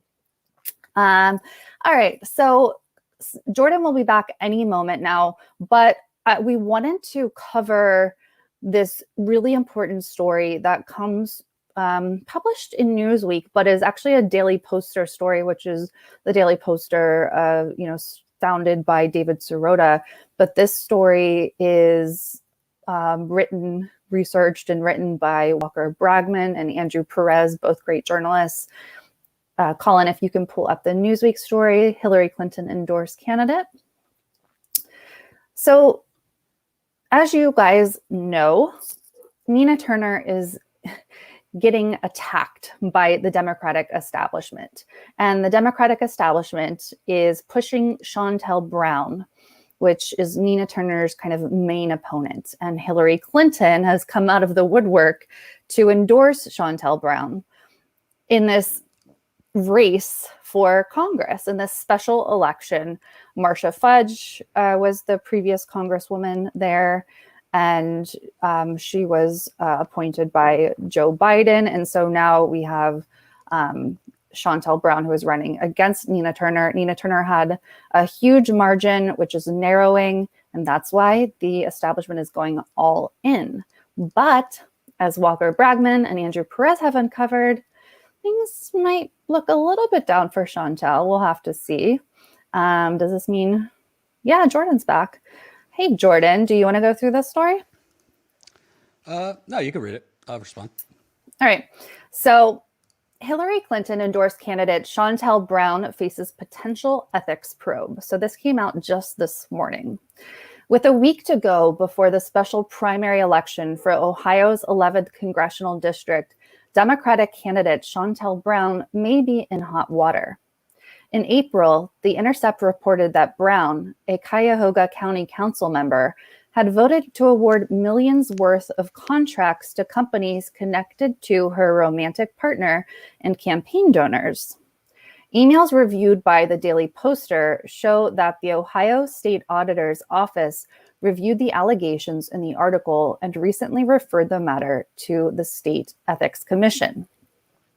Under Ohio law, public officials are prohibited from knowingly authorizing or using their authority or influence to secure authorization of any public contract in which the public official, a member of the public official's family, or any of the public official's business associates has an interest. Violation of the statute is a felony, and penalties can include prison time. Brown's campaign did not respond to a request for comment. Brown is running in the Democratic primary race against former Ohio State Senator and Bernie Sanders surrogate Nina Turner for the open congressional seat. Brown, who has been on the city council since 2015, also serves as chair of the Cuyahoga County Democratic Party and has strong support from the National Party establishment. In recent weeks, Brown's campaign and her efforts to paint Turner as a bad Democrat have benefited from high-profile endorsements from the Congressional Black Caucus PAC, former Secretary of State Hillary Clinton, and House Majority Whip Jim Clyburn. Brown has also seen strong support from corporate lobbyists and outside groups, most prominently DMFI PAC, a pro-Israel super PAC whose biggest donor is an oil and gas executive and an heir to a massive fossil fuel fortune. Also, I just want to point out, this is kind of besides the point, but why would they be throwing everything and the kitchen sink at Nina Turner to try to get her to lose if she was, in air quotes, just the same as Shontel Brown, as some folks on Twitter are proud of, or are keen on saying. The corporate think tank Third Way, which recently endorsed legislation encouraging more states to cut federal pandemic-related unemployment benefits, entered the Cleveland race last week, dropping $250,000 on digital ads opposing Turner. In addition, several outside groups have come to Brown's aid after polling revealed in early June that Turner was the overwhelming favorite to win the primary. Amid the anti-Turner onslaught by the Democratic establishment, Brown's campaign released survey numbers last week showing her up 26 points since April and within striking distance of Turner. Brown has even received assistance from Donald Trump ally Robert Kraft, the billionaire owner of the New England Patriots. But Brown's corporate bankrolled Scorched Earth campaign is also earning detractors. On Monday, Walter Stewart, a local city councilman in Cuyahoga County, posted a video saying he was rescinding his endorsement of Brown because of what he called phony politics, big business, and tit-for-tat negative campaigning. Instead, said Stewart, we need someone who is going to stick with the issues, and that person is Nina Turner. The Intercept reported in April that Brown, who had pledged to recuse herself as necessary from contracts involving her partner, Mark Perkins, had used her position as Cuyahoga County Commissioner to help steer $17 million in contracts to Perk. Perk was founded with Perkins' uncle, but is now owned by the Safani family, who have long established business ties to the Perkins family and who have supported Brown's campaigns for office. The Intercept noted that in February 2017, weeks after approval of one of those contracts for $7 million, Perk hosted a fundraiser for Brown's re-election campaign. According to emails provided to the Daily Poster, in April, the Intercept story was forwarded to the Ohio Attorney General's office. The following month, an official in the Attorney General's office noted in an email that she discussed the matter with an attorney in the state auditor's office. We are both of the opinion that it makes sense for the auditor's office to review, and we also believe that this might end up being a case that is referred to the Ethics Commission, the official wrote. The Intercept's report was forwarded to the auditor's office, and according to a June 2nd email from a representative of the office's Special Investigations Unit, the matter has now been sent to the Ohio Ethics Commission, the state's official public corruption watchdog, for review. The recommendation by the Special Audit Task Force was to refer this matter to the Ohio Ethics Commission for its review and consideration, noted the email. The Auditor of State strives to make sure all matters are referred to the agency which has jurisdiction. For this reason, the Auditor of State is referring this matter to the above-mentioned agency. Based on the information provided in the email, the person who sent the story to the Attorney General's office and the Auditor's office has no affiliation with the Turner campaign. A representative of the Ohio Ethics Commissions would not confirm or deny allegations or investigations, noting that under state law, the only investigative documents that are made public are settlement agreements, and no such agreements currently exist on the matter in question. So, Mr. Jordan, what's your first take here? I just want to go back to something because I kind of heard it slightly. I love Jen. It's a lot nicer than me. Don't send emails to these people kindly asking them why they are not covering this. Demand that they cover our Flint story. We know why they're not covering it. So, yeah, it's nice to please ask kindly. No, pressure them. Demand that they cover it. Tell them why are you covering this story up? Because they'll just ignore you if you kindly ask them, no offense, kindly ask them to report the story.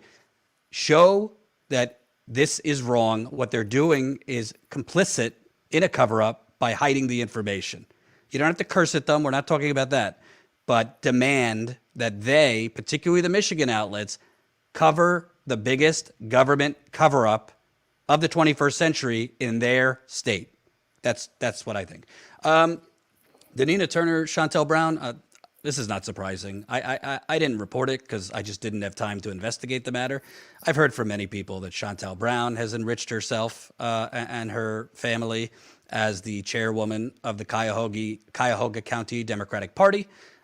She's the chairwoman of that local party, the county party, which is in Cleveland. She should have stepped down if she was running for election, because obviously being the chairwoman of the party that the election, the county party that the election is being held in, has a basic conflict of interest.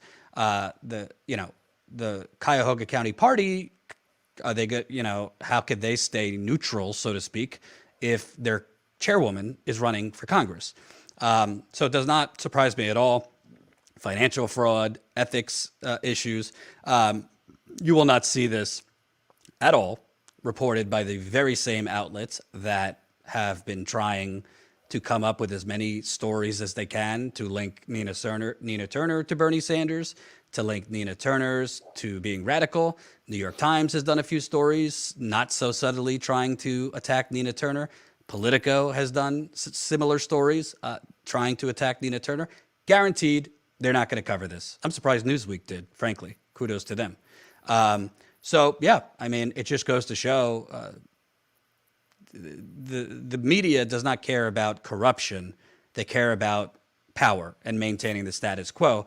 That's why they're going after Nina Turner, and that's why they're essentially, along with James Clyburn, along with Hillary Clinton, along with whatever establishment losers endorsed Shontel Brown this week. My money's still on Obama doing it in the final days before the election. It's not about like whether Shontel Brown has integrity. It's not about whether Shontel Brown is the better candidate. It's not about whether Shontel Brown has ever accomplished anything. From what I've seen, she doesn't have any major accomplishments. It's about stopping Nina Turner from getting elected.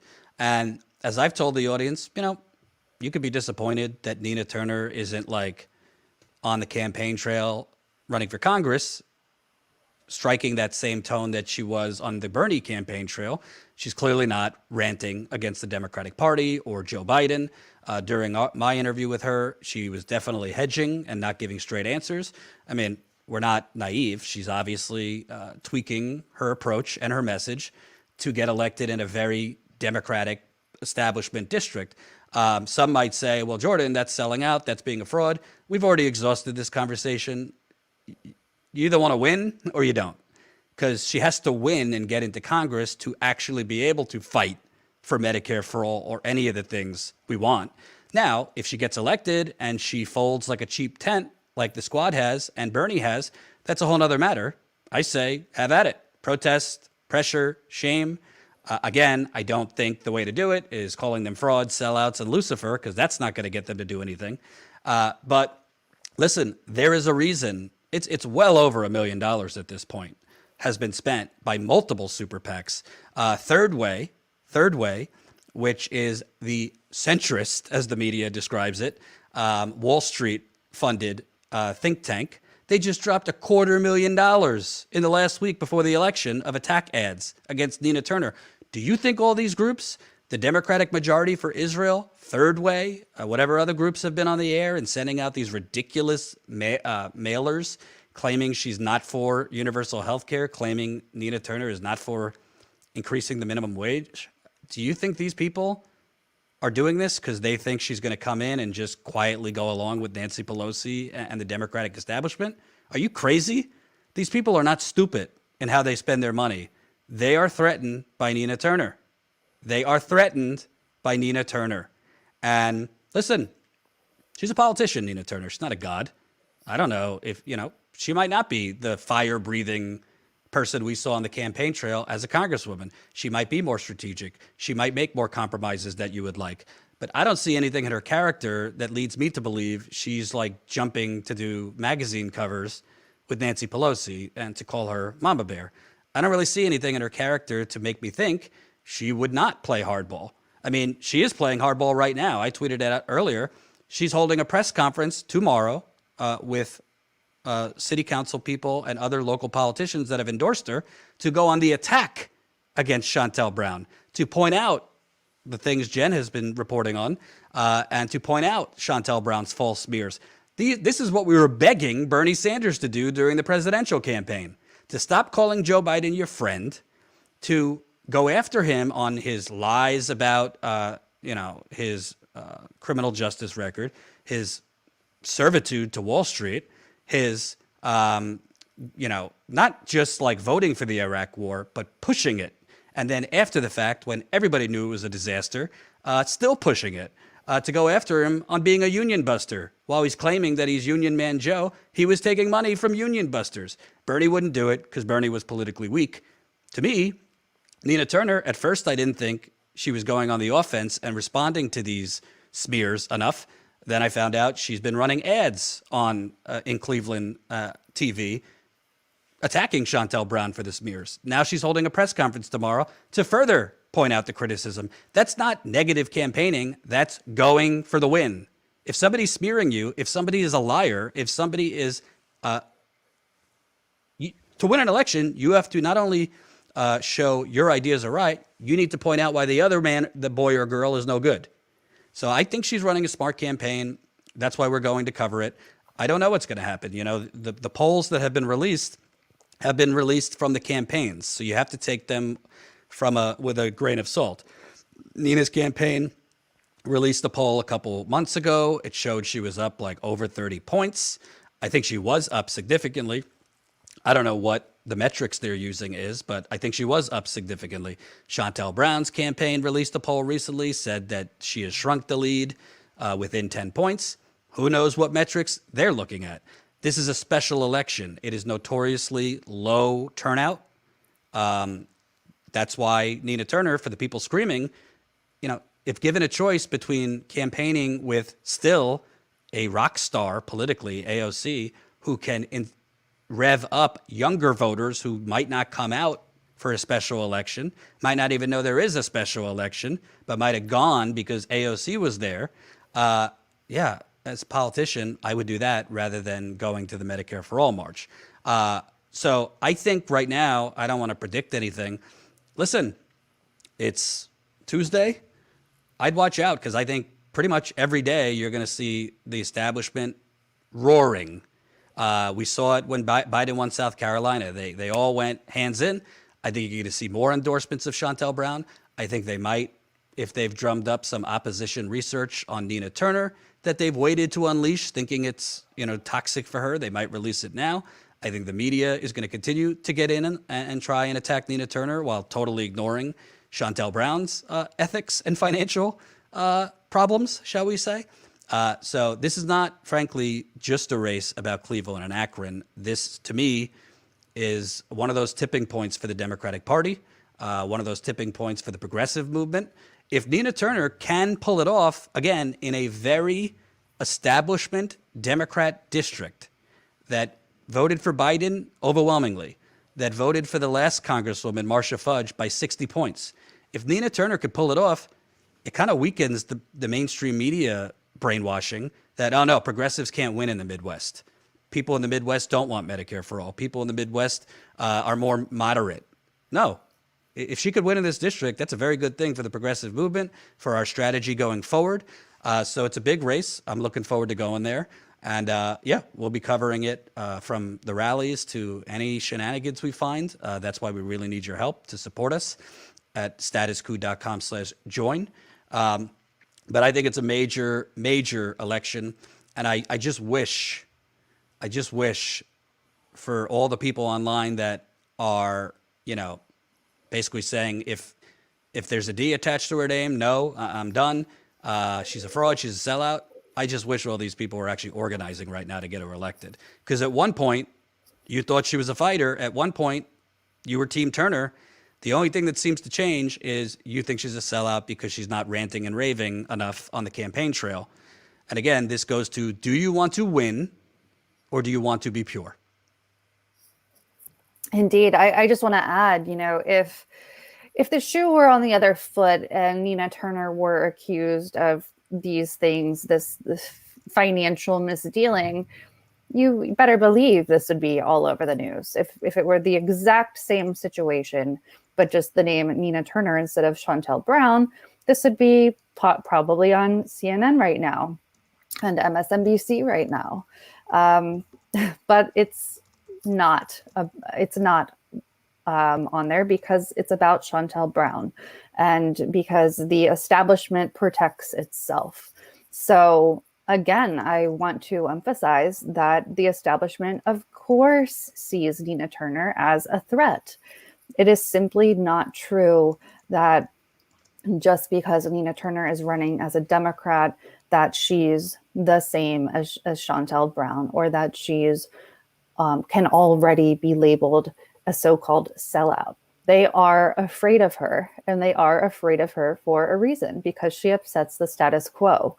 And so I'm looking forward to Jordan's reporting in Cleveland and Akron and in Nina's district. It seems like there are going to be some interesting guests and supporters and get out the vote efforts around, Ohio 11 this coming week. Yep, and Bernie's going to be there. Cornel West is going to be there. I believe Attorney General Keith Ellison of Minnesota is going to be there. I'm not sure about others, but that's a pretty good lineup after having AOC. And, it's all about turnout in a special election. It's all about turnout. Older voters tend to turn out every election. So Nina needs not just, there are older voters that know Nina Turner because she was a city councilwoman in the area.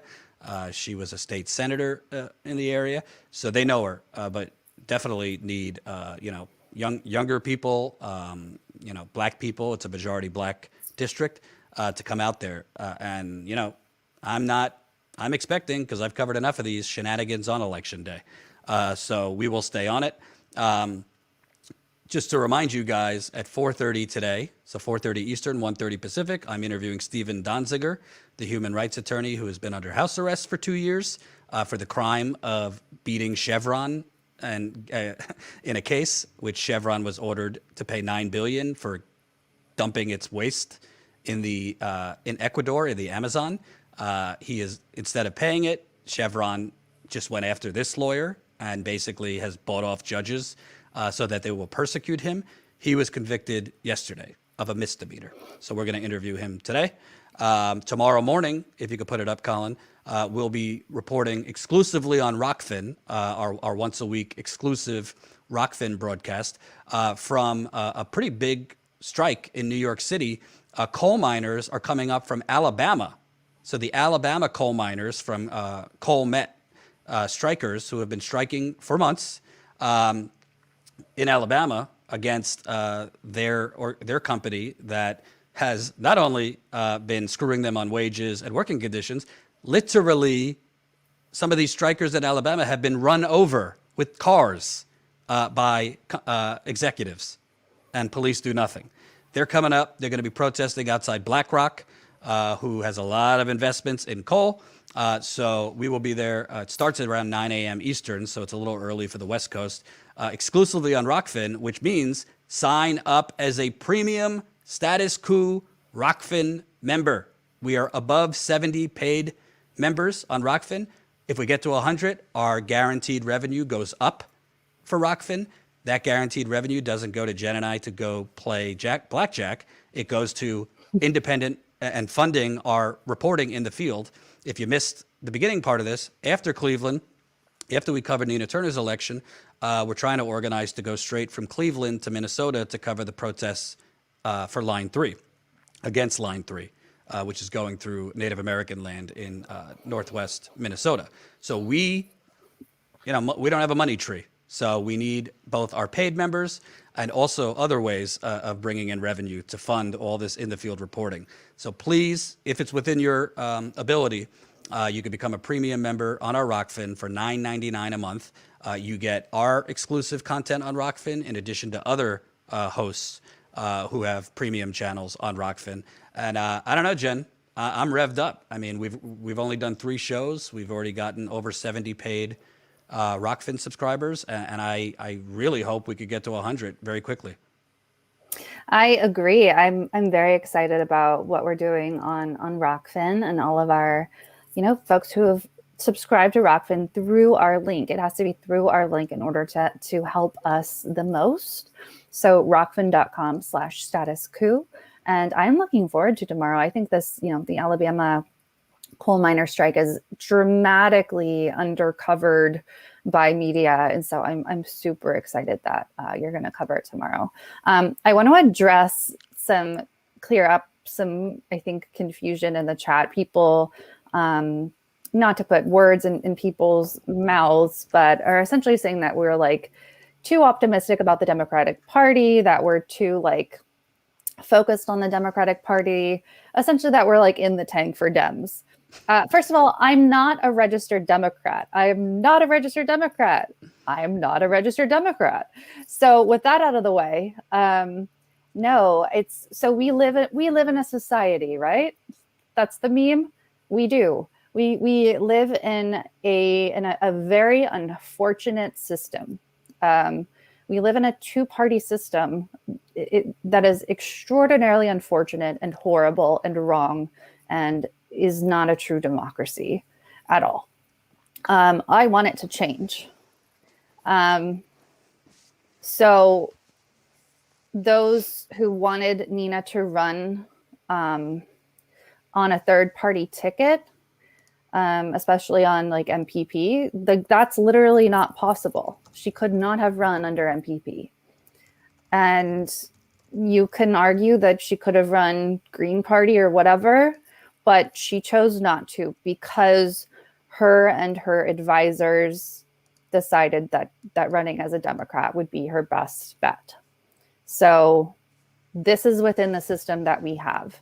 You can disagree on ways that we could change it or like best thoughts, but that doesn't mean like her policies are not her policies. Yeah, no, I'm not going to be as nice as you. And I'll respond directly to Cryptician. Jen and Jordan pushing this Nina making changes in the Democratic Party nonsense is the equivalent of the same nonsense of pushing Joe Biden left that was being peddled by liberals after election. First of all, Cryptician, we just covered a rally of Movement for a People's Party yesterday in the boiling heat. Was that me shilling for the Democratic Party? We covered the MPP convention. I went on the road in 2016 and was the only reporter that I know of that traveled with Jill Stein for a few days and interviewed Jill Stein. I'm not well, I do commentary. We're reporters. So it's not our job to prop up the Democratic Party or the third party. I know Jimmy is with MPP. Like, that's fine. He's a commentator. He doesn't pretend to be like a neutral or objective journalist. I'm not a neutral journalist, but we have to be objective. So to me, I'm not talking about Nina Turner and in my view, constructively challenging some of what's being said because I want to revive the Democratic Party. It's not about the Democratic Party. It's about Nina Turner. You're focusing so much on the letter next to her name and not Cryptician. Let me just ask you, honestly, because you seem like a nihilist. Do you think you're better off? Do you think the progressive movement is better off with Chantel Brown in that seat rather than Nina Turner? Like, literally, that's literally the only... Because if you're going to say that's lesser of two evils, you've lost your fucking mind. If you think Nina Turner is the lesser of two evils, meaning Nina Turner is somehow politically evil, you've lost it. People have lost it if that's what they think. This is not about, I'm not like a Dem enter or a Dem exit person because to me, I'm about what will work. Not about like being righteous and being pure and all this stuff, but like, because this goes back to what I was saying earlier. All these people ranting and raving that everybody's a sellout, everybody's a fraud, everybody's a coward.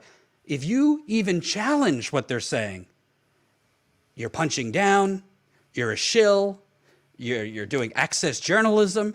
Like, hey, stop being snowflakes. I don't care if you think it's condescending. If you could dish it, be prepared for people to challenge.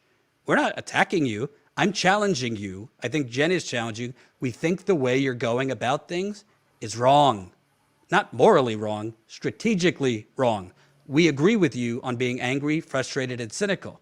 But this notion that because we're challenging you that Nina Turner is a sellout and a fraud and a shill and this and that's, I don't know, shilling for the Democratic Party? Go take a walk and breathe some fresh air. You have all lost the plot. You are all becoming political cultists. I don't care if you unsubscribe. You want to join a cult or do you want to win? To me, I'm for anything. If I really believed Movement for a People's Party could immediately start winning elections, I'd cover it a lot more. The reality is they can't. Nina Turner could not even run as an MPP candidate in Cleveland. Right now, they're trying to get on the ballot in Florida. I asked Paula Jean Swearingen yesterday, we recorded the interview, what's the strategy to get on the ballot? So it's not my job or Status Quo's job to rah-rah for MPP. If you think we're rah-rahing for the Democratic Party, do you even watch this channel? Seriously. So we're shills and sellouts because I'm not screaming at the top of my lungs that they're frauds and sellouts and cowards. We're journalists. I criticize them. I'm not in high school. I don't need to get clicks and call them Lucifer to be pure. You know what? You should actually be looking at people's actions.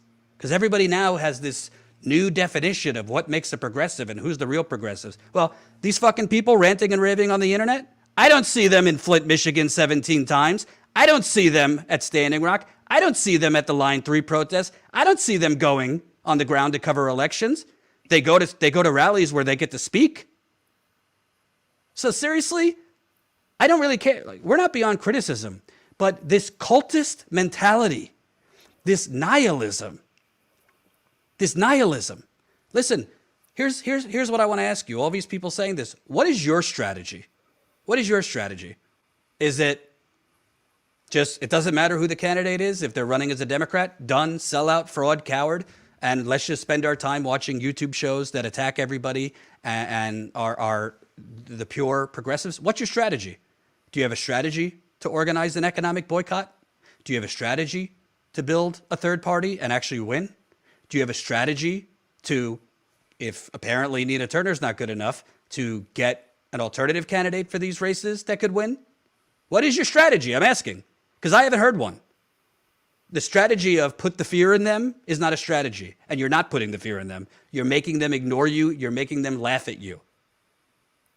It's not nihilism, it's criticism. No. You're not getting it, lore lover. Criticism is fine. We just covered criticism yesterday. Susan Sarandon criticized AOC. Paula Jean Swearengin criticized AOC. All the people out there were criticizing her. They weren't calling her frauds. They weren't ranting that she's a coward. They weren't ranting that she's, a sellout. You could call it tone policing. I'm telling you, because I've covered local elections, I've covered local politics, I've covered federal politics. Everybody has a right to be angry. Everybody has a right to criticize. They are not doing what they campaigned on. But if you think you're going to successfully, again, let's talk about results. If you think you're successfully going to get Medicare for all, going to get a Green New Deal, going to get anything, going to pressure Bernie, AOC, the squad, possibly Nina if she gets in there, to fight, if you think you're going to do that by hashtags fraud squad, if you think you're going to do that by calling them everything, but the devil, if you think that's actual criticism rather than just venom, I don't know what to tell you, but what you're doing is not going to do anything. It's going to make a lot of channels take off. And by the way, a lot of people think like we're only talking about Jimmy Dore. I like Jimmy Dore. I'm not just talking about Jimmy Dore. Jimmy believes what he says, by the way. I truly believe he believes what he says. I don't agree with him on everything he says. I certainly don't agree with the tactics. But there's this whole cottage industry now on the left of all these YouTube channels that have never left their home. They just go live from their home. That's fine. It's YouTube. You could do that. That are pushing this cultism. It's not just the Jimmy Dore thing. It's a whole lot of channels. We were on the road for 2 weeks covering exploding homelessness, mass evictions, the Breonna Taylor cover-up, Joe Manchin's corruption. And literally there was like 45 to 50 channels all covering the same goddamn thing all day long. Jimmy, TYT, Aaron, totally ignoring anything else. Like, what I'm saying is not that you shouldn't be angry. What I'm saying is not that you shouldn't criticize. What I'm saying is not that you shouldn't be cynical. I'm asking you, what is your fucking plan? And if you can't answer it, do a lot more time coming up with one than ranting. And to answer the people, it's not our job to have a plan. It's their job to have a plan. I agree with you. But if they're not doing what you want, if they're not fighting, if they're not leveraging their votes to demand things, if they're not doing the things you want them to do, genuinely, have you asked yourself, how can we make them do it? What is your plan, Jordan? We've given it 50 times. The only way you're going to create change, the only way, is through economic protest, not just electoral politics. Electoral politics is one of the ways. You need to hit the politicians where it hurts. And do you know where that is? Their donors' wallets. If the amount of people online ranting and raving and pushing hashtags about fraud squad this and that spent as much time joining organizations in their local community, start boycotting, not for the first day of the month of Amazon, because there's been boycotts for one day, but organizing mutual aid so that if you are boycotting companies, it doesn't hurt the workers, or doesn't, might hurt the workers a little bit, but at least they get some pot of money to live. Maybe even get those workers to join you if there is mutual aid. If, whether it be pressuring Sunrise Movement or these other groups who do a lot of marches, and that's great, but actually using their structure and organizing power to organize economic boycotts against Amazon, corporate banking, Walmart, fast food, you name it. That is and Jimmy has talked about this. Jimmy's been on board with a general strike, I think, for years. But that is the first step. Secondly, if these politicians, AOC, the fraud squad, this and that, if they're not doing what you want, the way to actually pressure them is not by calling them Lucifer.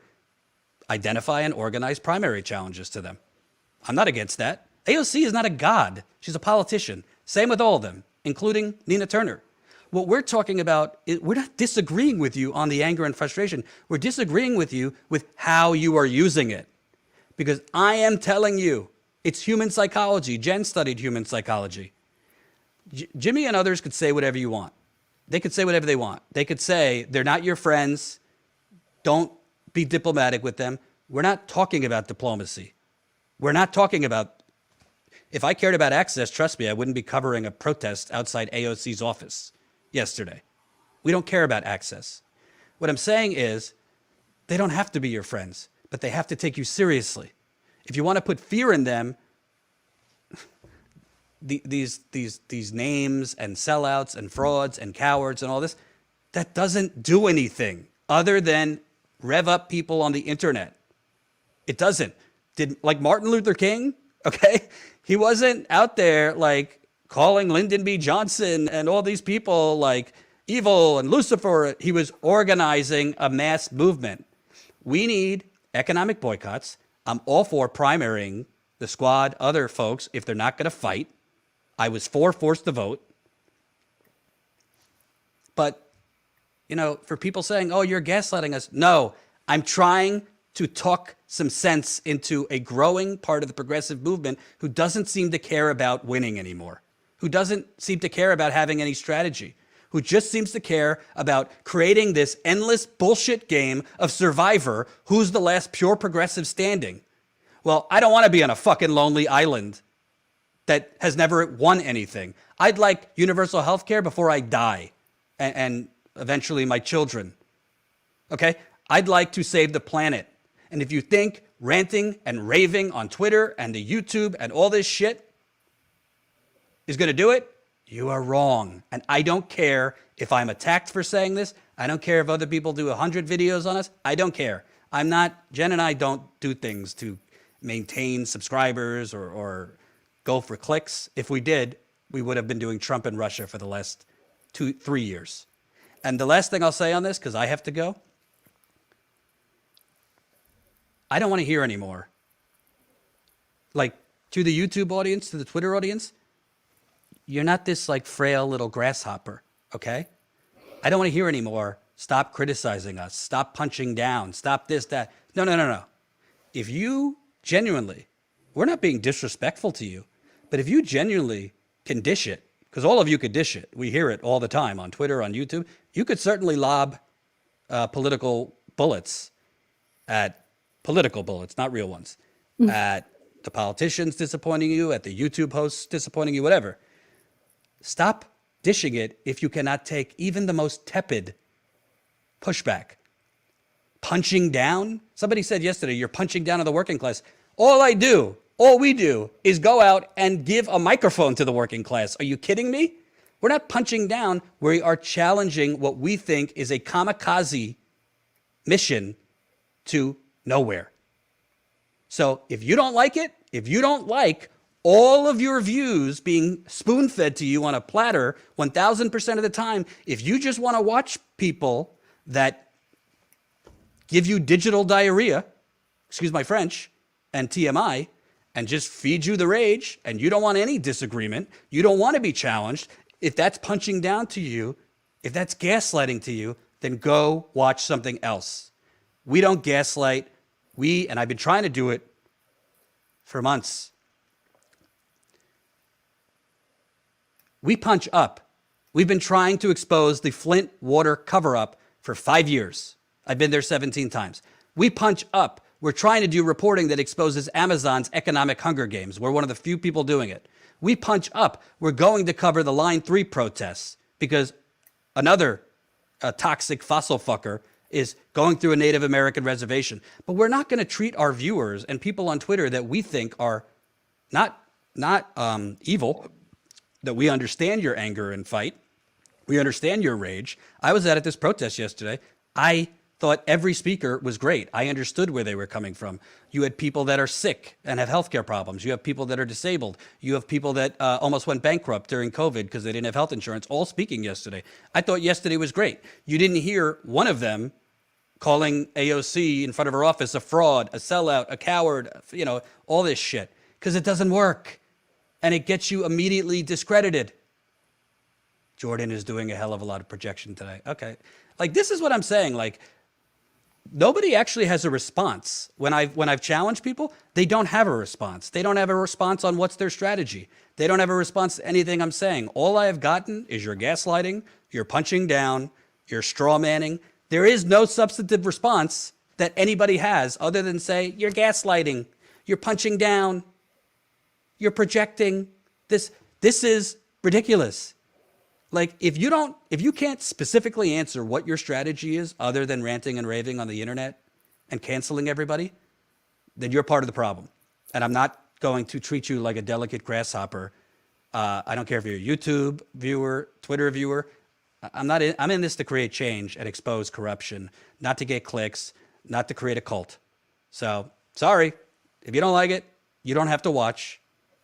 Because to me, if I'm a consumer of media, I actually don't want to watch content that only affirms my beliefs. Sometimes I even watch Fox News, not because I like it, but I want to know what is the brainwashing going on. Sometimes I watch outlets that are not Fox News, but are kind of neoliberal because I want to know what is the propaganda going out there.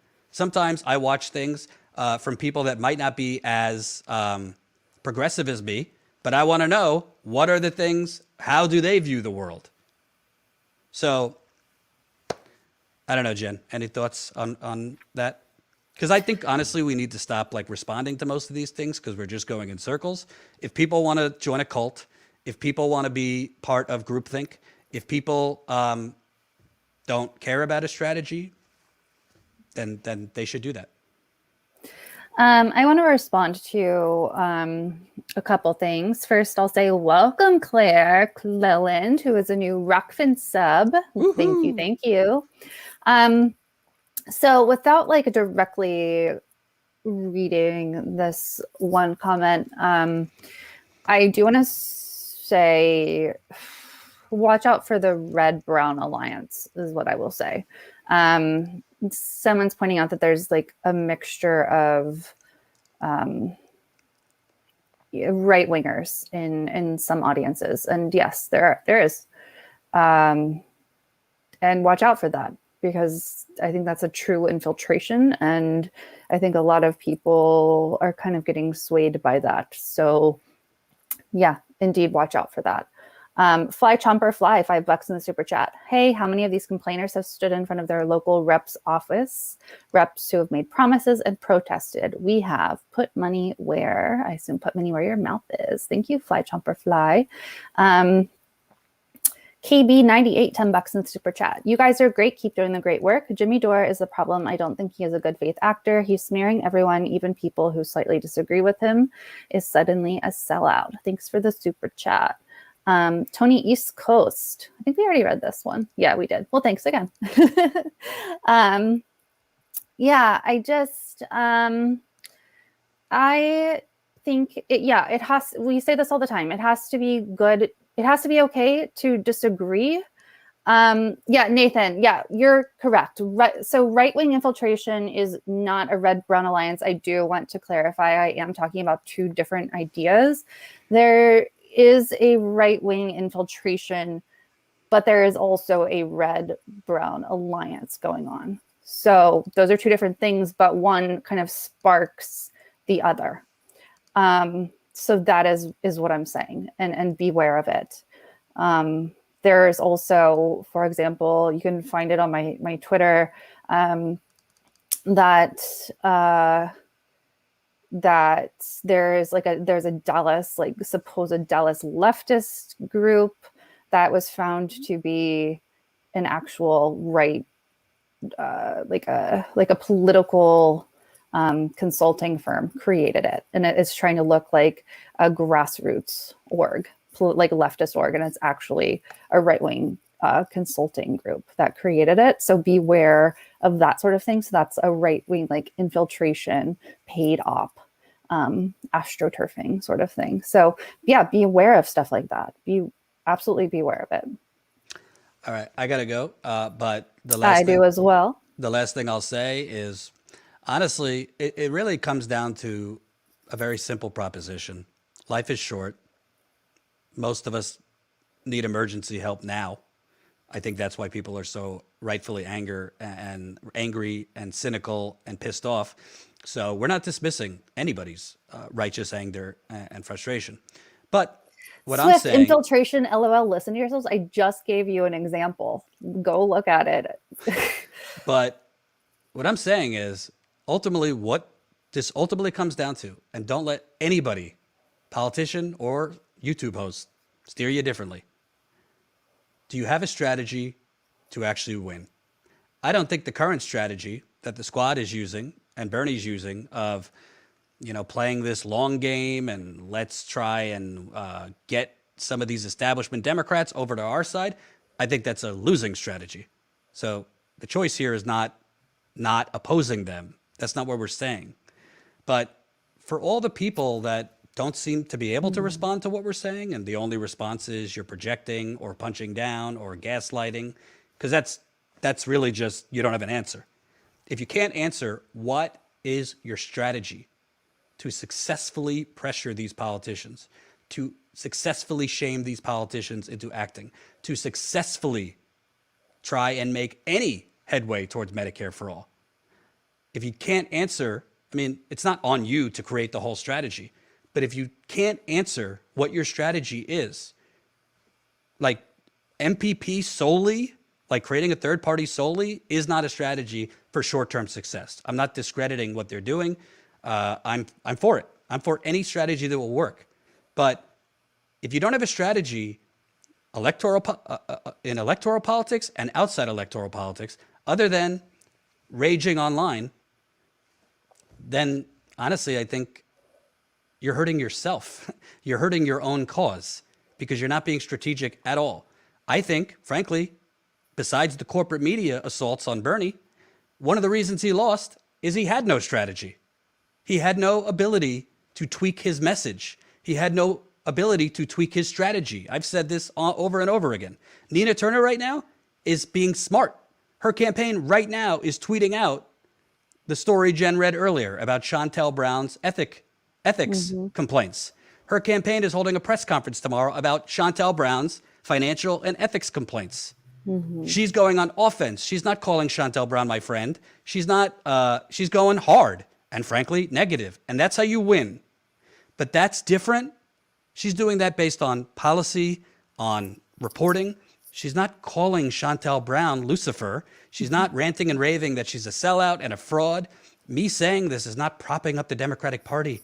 I think the progressive movement would be stronger with Nina Turner in Congress than not. And if you don't, all right, we have a couple before we sign off. Michael Welchans, $4.99. Everyone is always whining. No one can take criticism. Action, organization is key. Dora is awesome, by the way. If we hurt your feelings, you deserve it. Okay. Nathan Dufine, my $5 super chat still unread. We apologize. They fall. YouTube makes them go away after a little bit, unfortunately, which really, really sucks. We apologize. someone saying, why are you attacking Jimmy? No one mentioned Jimmy. We read a super chat where someone did. That was not us. That is someone's super chat. This is what I'm saying. This is what I'm saying. You cannot at all in this new cult progressive movement, you cannot all disagree at all. You can't disagree at all. You can't even tepidly challenge someone without it being attacking or without it being distorting them or bad faith. Literally, what we said, I agree with Jimmy on most issues. I don't agree with his tactics, and I didn't during Force the Vote. I said it publicly. Is that attacking him? If Jimmy is Jimmy's a big boy. He could take a little criticism. I mean, he dishes it out. Like, stop with the cultism. Stop with this zero-sum game. Stop with this all or nothing thinking. Stop with this completely black or white thinking. You're not going to achieve anything this way. And if you think that's punching down just by telling you what we're honestly thinking and seeing, then you don't have to watch. But I think Jimmy believes everything he's saying. Frankly, I think there's a lot of other channels that do not. I think he's genuinely doing what he thinks he has to do, and he thinks what will work. I don't agree with all the tactics. I don't think a lot of the tactics he's used will work. Doesn't mean I think he's bad. It doesn't mean I don't agree with him on the policies. I do. I defended Jimmy quite often when he was being called a conspiracy theorist by CNN. But Jimmy Dore is not a god. Neither is Nina Turner. Neither is AOC. If you're looking for religion, don't find it in politics. Okay? So please, instead of fixating on who is pure, who is not, please think about what is the strategy. We're not talking about incrementalism, uncommon sense. What we're telling you is you're not going to get any more than incrementalism if your strategy is to essentially burn it all down, essentially call them all sellouts, frauds, cowards. You're not getting any change doing it that way. That's what we're talking about. We got to go. Reminder, I'll be interviewing Stephen Donziger in about 2 hours, human rights attorney who was just convicted for the crime of going after Chevron. We'll be live tomorrow morning from the coal strike, the coal miners from Alabama striking in front of BlackRock. So we'll be doing that exclusively on Rockfin. So sign up, rockfin.com/status quo. Got to sign up, rockfin.com through status quo. So through our channel, rockfin.com/status quo for the paid subscriber to go to us. We're a little under 30 paid subscribers from getting an increase in revenue if we hit 100 subscribers from Rockfin. Also, we'll be going to Cleveland like we've talked about. We're trying to go to Line 3. So please support us if you can. And if we're not ranting and raving and cultish enough for you, sorry to hear it. You're welcome not to watch us. We'll see you in 2 hours. We're honest and we work really hard and we go out in the field and we investigate. And do please contact those outlets that we talked about for our Flint reporting with our Flint reporting. It is in your email inbox if you are on our email list. If you are not, find it on Jordan's Twitter at twitter.com/Jordan Sheridan or at Jordan Sheridan. Thank you for the last minute super chat, Tony East Coast, fair and balanced reporting. Thank you. We love you all. Bye-bye. Bye-bye.